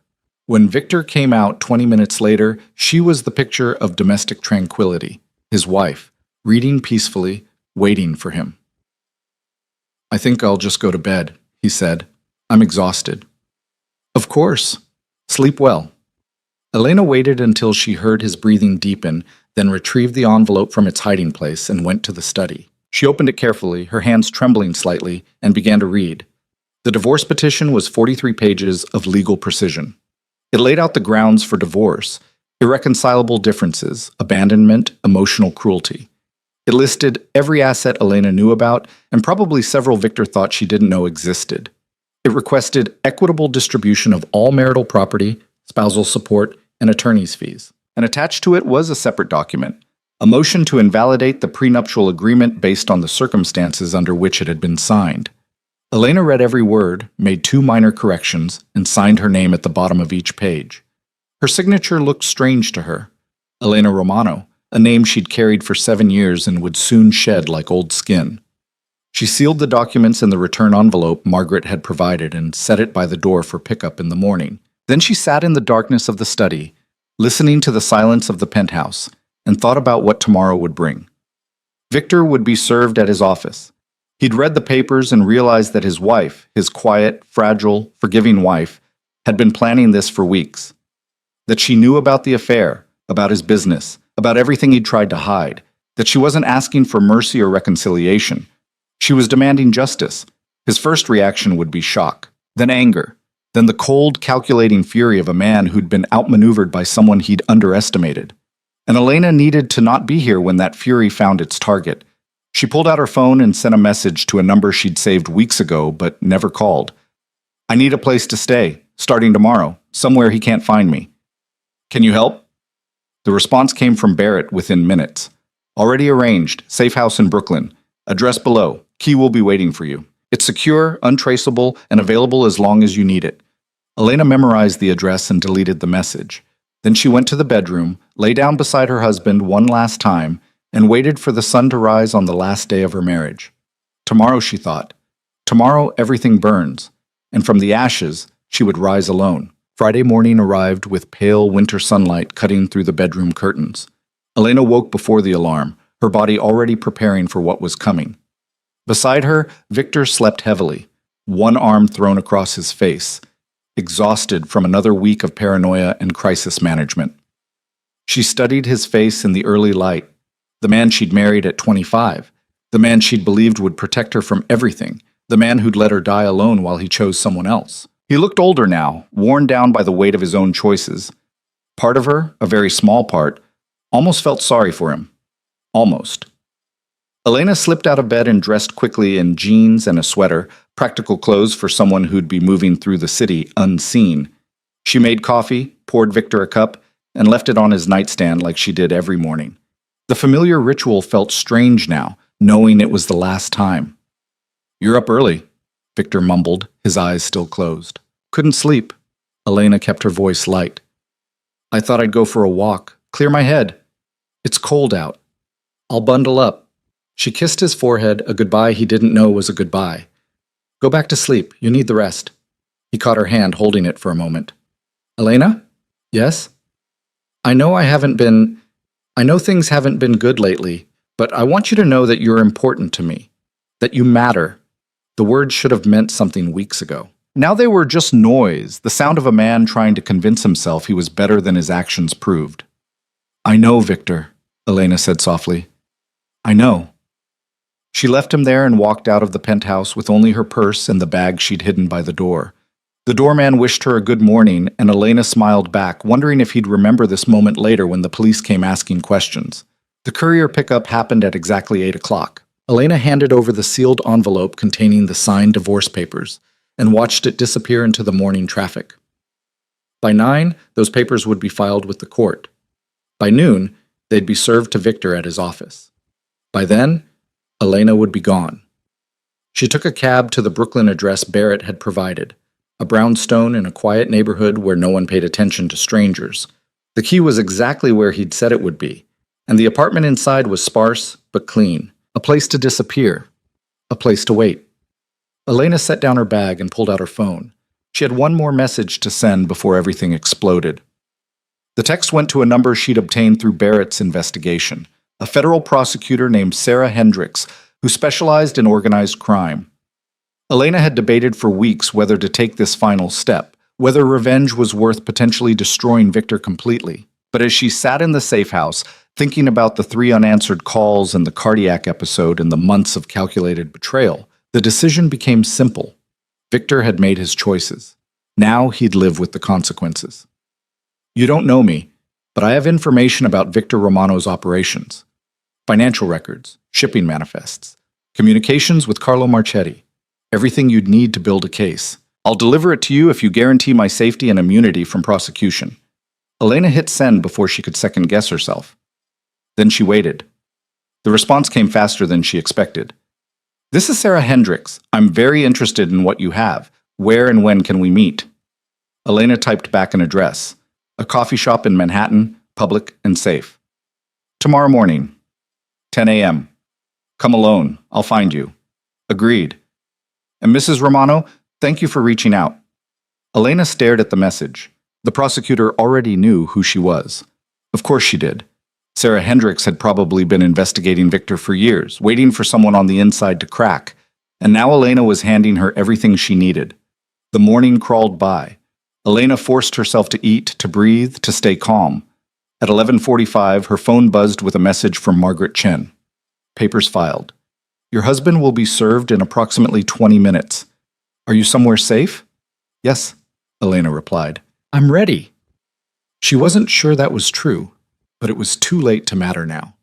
At 12:17, her phone exploded with calls from Victor. She watched his name flash across the screen once, twice, 5 times, 10 times. She didn't answer. Instead, she turned off the phone completely and sat in the silence of the safe house, imagining the scene playing out across the city. Victor in his office, confident and in control, when his secretary announces a courier. The manila envelope placed on his desk. The moment he opens it and sees the words "petition for divorce" at the top of the first page. The shock giving way to disbelief, giving way to rage. Elena wondered if he'd call his lawyers first or if he'd come looking for her immediately. She wondered if any part of him would understand why she'd done this, or if his ego was too large to comprehend that the woman he'd underestimated had been planning his destruction for weeks. 6 hours passed in the safe house before Elena turned her phone back on. The screen immediately lit up with notifications, 37 missed calls from Victor, 23 text messages that started as confusion and escalated to fury. "Elena, what is this? Call me immediately. This is insane. Whatever you think you know, we can talk about it. You're making a huge mistake. Answer your phone. Where are you? Come home now. Don't do this, please. You have no idea what you're doing. The people I work with, this puts you in danger. Answer me. The progression from shock to anger to threats to something that might have been genuine fear was almost fascinating. Elena read them all without emotion, clinical in her assessment. Victor had moved through every stage except acceptance. He still thought he could control this, control her. He'd learn otherwise soon enough. The next message wasn't from Victor. It was from an unknown number. Mrs. Romano, this is James Barrett. Just wanted to confirm you're secure. Also, you should know your husband has hired a PI firm to find you. They're good, but not good enough. You're safe where you are. Don't go back to any familiar locations. Elena sent back a quick thank you and deleted the thread. Then she settled in for a long night of waiting. Saturday morning dawned gray and cold. Elena dressed carefully for her meeting with Sarah Hendricks. Professional but not intimidating, sympathetic but not weak. The woman who'd survived her husband's betrayal and decided to do the right thing. The coffee shop was crowded when she arrived, full of weekend brunchers and people escaping their apartments. Elena spotted the prosecutor immediately, a woman in her 40s with sharp eyes and an air of barely contained intensity. She was sitting alone at a corner table, a folder open in front of her. Elena approached and sat down without preamble. Ms. Hendricks. Mrs. Romano. Sarah studied her with the focus of someone trained to read people. Thank you for reaching out. What you're offering could be extremely valuable to an ongoing investigation. I want immunity, Elena said directly. Complete immunity from any prosecution related to my husband's activities, and I want protection if he retaliates. Done. Sarah slid a document across the table. I had this prepared based on our conversation yesterday. It guarantees immunity and places you in witness protection if necessary. All I need is your signature and whatever evidence you have. Elena read the document carefully, looking for traps or loopholes. Finding none, she signed and pulled a flash drive from her purse. This contains financial records, shipping manifests, communications between Victor and various associates, including the Marchetti family, and documented instances of money laundering, illegal imports, and extortion. It's comprehensive. Sarah took the drive like it was made of gold. How did you obtain all this? I hired an investigator. After I had a cardiac episode and nearly died because my husband was too busy with his mistress to answer my calls, I started paying attention to things I'd ignored for years. I'm not proud that I looked the other way for so long, but I'm trying to make it right now. The cardiac episode, that's documented? Hospital records, doctor's statements, everything you need. Elena's voice was steady. Victor Romano isn't a good man, Ms. Hendricks. He's built an empire on violence and corruption, and he's gotten away with it because people are too scared to stand up to him. I'm not scared anymore. Something like respect flickered in Sarah's eyes. What you're doing takes extraordinary courage. It's not courage, Elena corrected. It's survival. Victor would have destroyed me eventually, one way or another. This way, I get to destroy him first. Sarah plugged the flash drive into her laptop and began scrolling through the files, her expression growing more satisfied with each document. This is... Mrs. Romano, this is exactly what we've been trying to build for 3 years. With this evidence, we can bring charges for money laundering, racketeering, conspiracy, possibly even RICO violations. How long until you arrest him? We'll need to verify everything first, cross-reference with our own investigation. But if it's as solid as it appears, I'd estimate 2 weeks, maybe 3. Sarah closed the laptop and looked directly at Elena. You understand what's going to happen when we do this. Your husband will know you're the source. His associates will know. You'll be marked as the woman who brought down Victor Romano. I understand. And you're prepared for that? Elena thought about the hospital bed, the divorce papers, the systematic dismantling of everything Victor thought he controlled. I'm prepared for whatever comes next. I've already lost everything that mattered. He can't hurt me anymore. Sarah extended her hand. Then we have a deal. I'll be in touch as the investigation proceeds. In the meantime, stay somewhere secure. Don't contact your husband or anyone associated with him. And Mrs. Romano, thank you. This is going to make a difference. Elena shook her hand and left the coffee shop feeling lighter than she had in months. The final piece was in place. Victor's criminal empire would crumble. His businesses would be seized, his associates would scatter, and Elena would be free, truly free for the first time since she'd married him. The next 2 weeks passed in a strange limbo. Elena stayed in the Brooklyn safe house, venturing out only for essentials and always watching to make sure she wasn't followed. Margaret Chen kept her updated on the divorce proceedings. Victor had hired 3 different law firms and was fighting every single point with vicious determination. "He's not making this easy," Margaret reported during one of their encrypted video calls. "He's claiming you abandoned the marriage, that you're mentally unstable from the cardiac episode, that the prenup is ironclad. He's even trying to argue that you're not entitled to anything because you didn't contribute financially to the marriage. Can he win? Not a chance." Margaret's smile was predatory. "I have medical records showing he ignored your emergency calls. I have hotel receipts from the Riverside. And thanks to your investigator, I have evidence of assets he failed to disclose. The judge is not going to be sympathetic to a man who cheated on his wife while she was dying and then lied about his wealth in court. How long until we settle? He'll drag it out as long as possible. 6 months, maybe a year. But Mrs. Romano, you need to understand something. Your husband isn't fighting this divorce because he loves you or wants to save the marriage. He's fighting because he can't stand losing, especially to you." "Good," Elena said. "Let him lose. Let him understand what it feels like to be powerless." On the 15th day after Elena had delivered the evidence to Sarah Hendricks, the news broke. It started with a press conference, the U.S. attorney announcing a major indictment against Victor Romano and 17 of his associates on charges of money laundering, racketeering, conspiracy, and operating a continuing criminal enterprise. The charges carried potential sentences of decades in federal prison. Elena watched the press conference on her laptop, volume low, her expression neutral. She saw Victor's photograph flash across the screen, his corporate headshot, looking powerful and confident. She saw footage of federal agents raiding his offices, his warehouses, his properties across the city. She saw the talking heads on cable news dissecting his empire and speculating about his downfall. And she felt nothing but cold satisfaction. Within hours, Victor's lawyers released a statement denying all charges and claiming political persecution. Within days, his business associates began flipping, making deals with prosecutors to testify against him in exchange for reduced sentences. Within a week, the media had connected the dots between the criminal indictment and Elena's divorce filing, and suddenly she was thrust into a spotlight she'd never wanted. The narrative the press created was almost too perfect. The loyal wife who nearly died while her husband cheated, who then discovered the depths of his criminal activities and had the courage to expose him. Elena became a symbol overnight. The woman who'd stood up to a monster and won. It wasn't quite accurate. She hadn't exposed Victor out of noble civic duty. She'd done it because he'd betrayed her, and she'd wanted him to pay. But the media didn't need complexity. They needed heroes and villains, and Elena was happy to let them cast her in the hero's role if it meant Victor wore the villains. The first time she saw him after the divorce papers were filed was on television, being led out of a courthouse in handcuffs.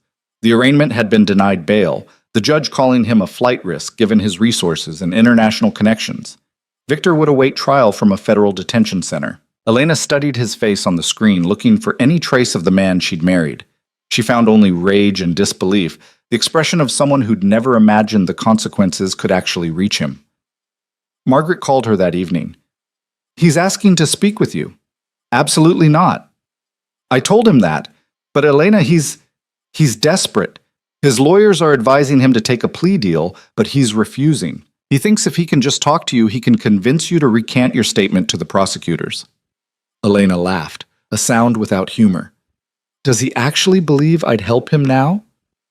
"I think he believes you still love him, that despite everything, you'll save him because that's what you've always done." "Then he doesn't know me at all," Elena said quietly. "He's never known me. He knew the woman I pretended to be to keep him happy. That woman died on my kitchen floor. Tell his lawyers no, and tell Victor that if he contacts me again, I'll file for a restraining order." "Understood." Margaret paused. "For what it's worth, you're doing the right thing, not just for yourself, but for every woman he would have hurt in the future." After the call ended, Elena stood by the window of the safe house, looking out at the Brooklyn street below.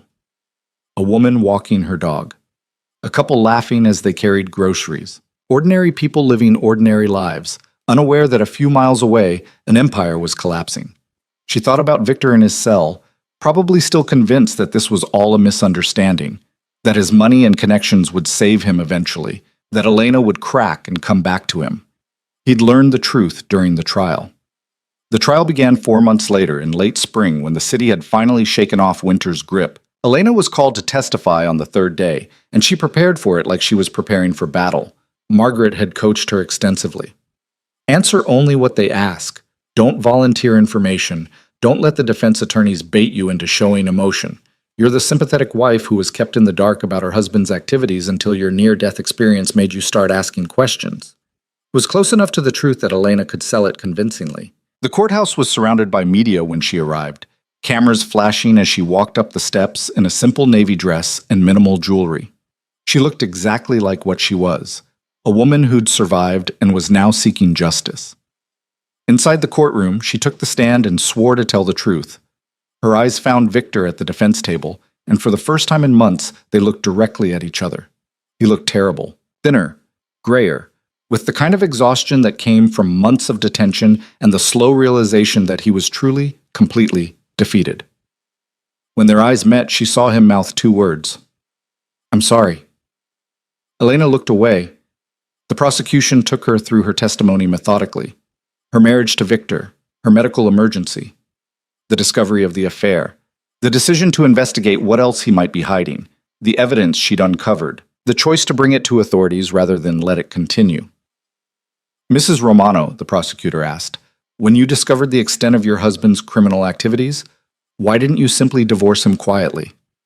Why did you feel compelled to bring this evidence to law enforcement?" Elena looked directly at the jury as she answered, "Because I realized that my husband had built his empire on hurting people, exploiting them, taking advantage of the vulnerable, and I'd benefited from that empire without asking questions. I'd lived in luxury purchased with money earned through suffering, and I couldn't live with that anymore. So I chose to do the right thing, even though it meant losing everything." It was a good answer, a noble answer, and it was even partially true. The defense attorney's cross-examination was brutal. He tried to paint Elena as a bitter wife seeking revenge. He questioned her mental state following the cardiac episode. He suggested she'd manufactured or exaggerated evidence.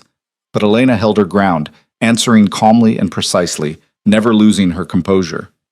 When she finally stepped down from the stand 3 hours later, she felt Victor's eyes on her back as she walked out of the courtroom. She didn't look back. The trial lasted 6 weeks. The evidence was overwhelming, not just what Elena had provided, but what the prosecutors had built around it. Former associates testified against Victor in exchange for lighter sentences. Financial experts detailed the money laundering schemes. Federal agents explained the surveillance they'd conducted. The verdict came back on a Tuesday afternoon, guilty on all counts. Victor Romano would spend the next 25 years in federal prison. Elena heard the news in the safe house, alone, her phone silent in her hands. She'd won. Completely, utterly won. Victor's empire was destroyed, his freedom gone, his reputation shattered beyond repair. And she was free. Free of the marriage, free of his shadow, free to build whatever life she wanted. So why did she feel so empty? The divorce was finalized 3 weeks after the verdict. With Victor's assets seized by the federal government, there wasn't much to fight over. Elena received a settlement that was modest compared to what she might have gotten, but more than enough to start over. The prenup was thrown out, just as Margaret had predicted, and the judge made it clear in his ruling that he had no sympathy for a convicted criminal trying to hide assets from his wife. On the day the divorce was official, Elena signed the final papers in Margaret's office and walked out into the Manhattan sunshine as Elena Chen, taking back her maiden name, reclaiming the identity she'd lost when she became Mrs. Romano. "What will you do now?" Margaret asked as they said goodbye. "I don't know," Elena admitted. "I've spent so long planning Victor's destruction that I haven't thought about what comes after." "Then that's your next project," Margaret said with a slight smile. "Figuring out who Elena Chen wants to be." Elena spent the summer traveling, something she'd never done before. She went to Italy alone, saw the Amalfi Coast that Victor had once promised to take her to. She walked through Rome and Florence and Venice, anonymous in the crowds of tourists, no longer the wife of someone important, but just another woman rediscovering the world. She visited her parents, her mother, who'd never liked Victor, welcomed her home with tears and fierce hugs. Her father, who'd warned her 7 years ago that Victor Romano was dangerous, simply held her and said, "I'm glad you're safe." In September, Elena returned to New York and made a decision. She She used part of her divorce settlement to start a foundation, an organization dedicated to helping women escape abusive relationships, providing them with legal assistance, safe housing, and the resources they needed to rebuild their lives. She called it Second Chances, and she poured herself into it with the same focused intensity she'd used to destroy Victor. The foundation opened its doors in October, and within months they were helping dozens of women navigate divorces, restraining orders, custody battles. Elena hired the best lawyers she could afford, including Margaret Chen as a consultant, and made sure every woman who came to them received the same level of expertise that had saved her. She never talked about her own story publicly. She didn't need to. The media had already told it 1,000 times. Instead, she worked quietly behind the scenes, using the knowledge she'd gained from her own nightmare to help others survive theirs. On the first anniversary of her cardiac episode, Elena visited the hospital where Dr. Chen had saved her life. She found the doctor in the emergency room, finishing her shift. "Mrs. Rowe," Dr. Chen caught herself. "Ms. Chen, I wasn't expecting to see you." "I wanted to thank you," Elena said, "for saving my life that night. I know it's been a year, but I never properly thanked you." Dr. Chen smiled. "You're looking well. Remarkably well, actually. How's your heart?" "Stronger than it's ever been," Elena said, and meant it in every possible way. She left the hospital and walked through the city as evening fell, watching the lights come on across Manhattan. Somewhere in a federal prison, Victor Romano was living in a cell barely bigger than their walk-in closet. Somewhere, the women she'd helped through Second Chances were building new lives. Somewhere, Selena Vale's story had ended in whatever way the Marchettis had decided. And Elena was here, walking through the city alone but not lonely, free but not lost, damaged but not broken. She pulled out her phone and opened the Notes app, where she'd been keeping a journal of sorts. The entry for today was simple. 1 year ago, I died on my kitchen floor. 1 year ago, my husband chose someone else. 1 year ago, I learned that the only person who could save me was myself.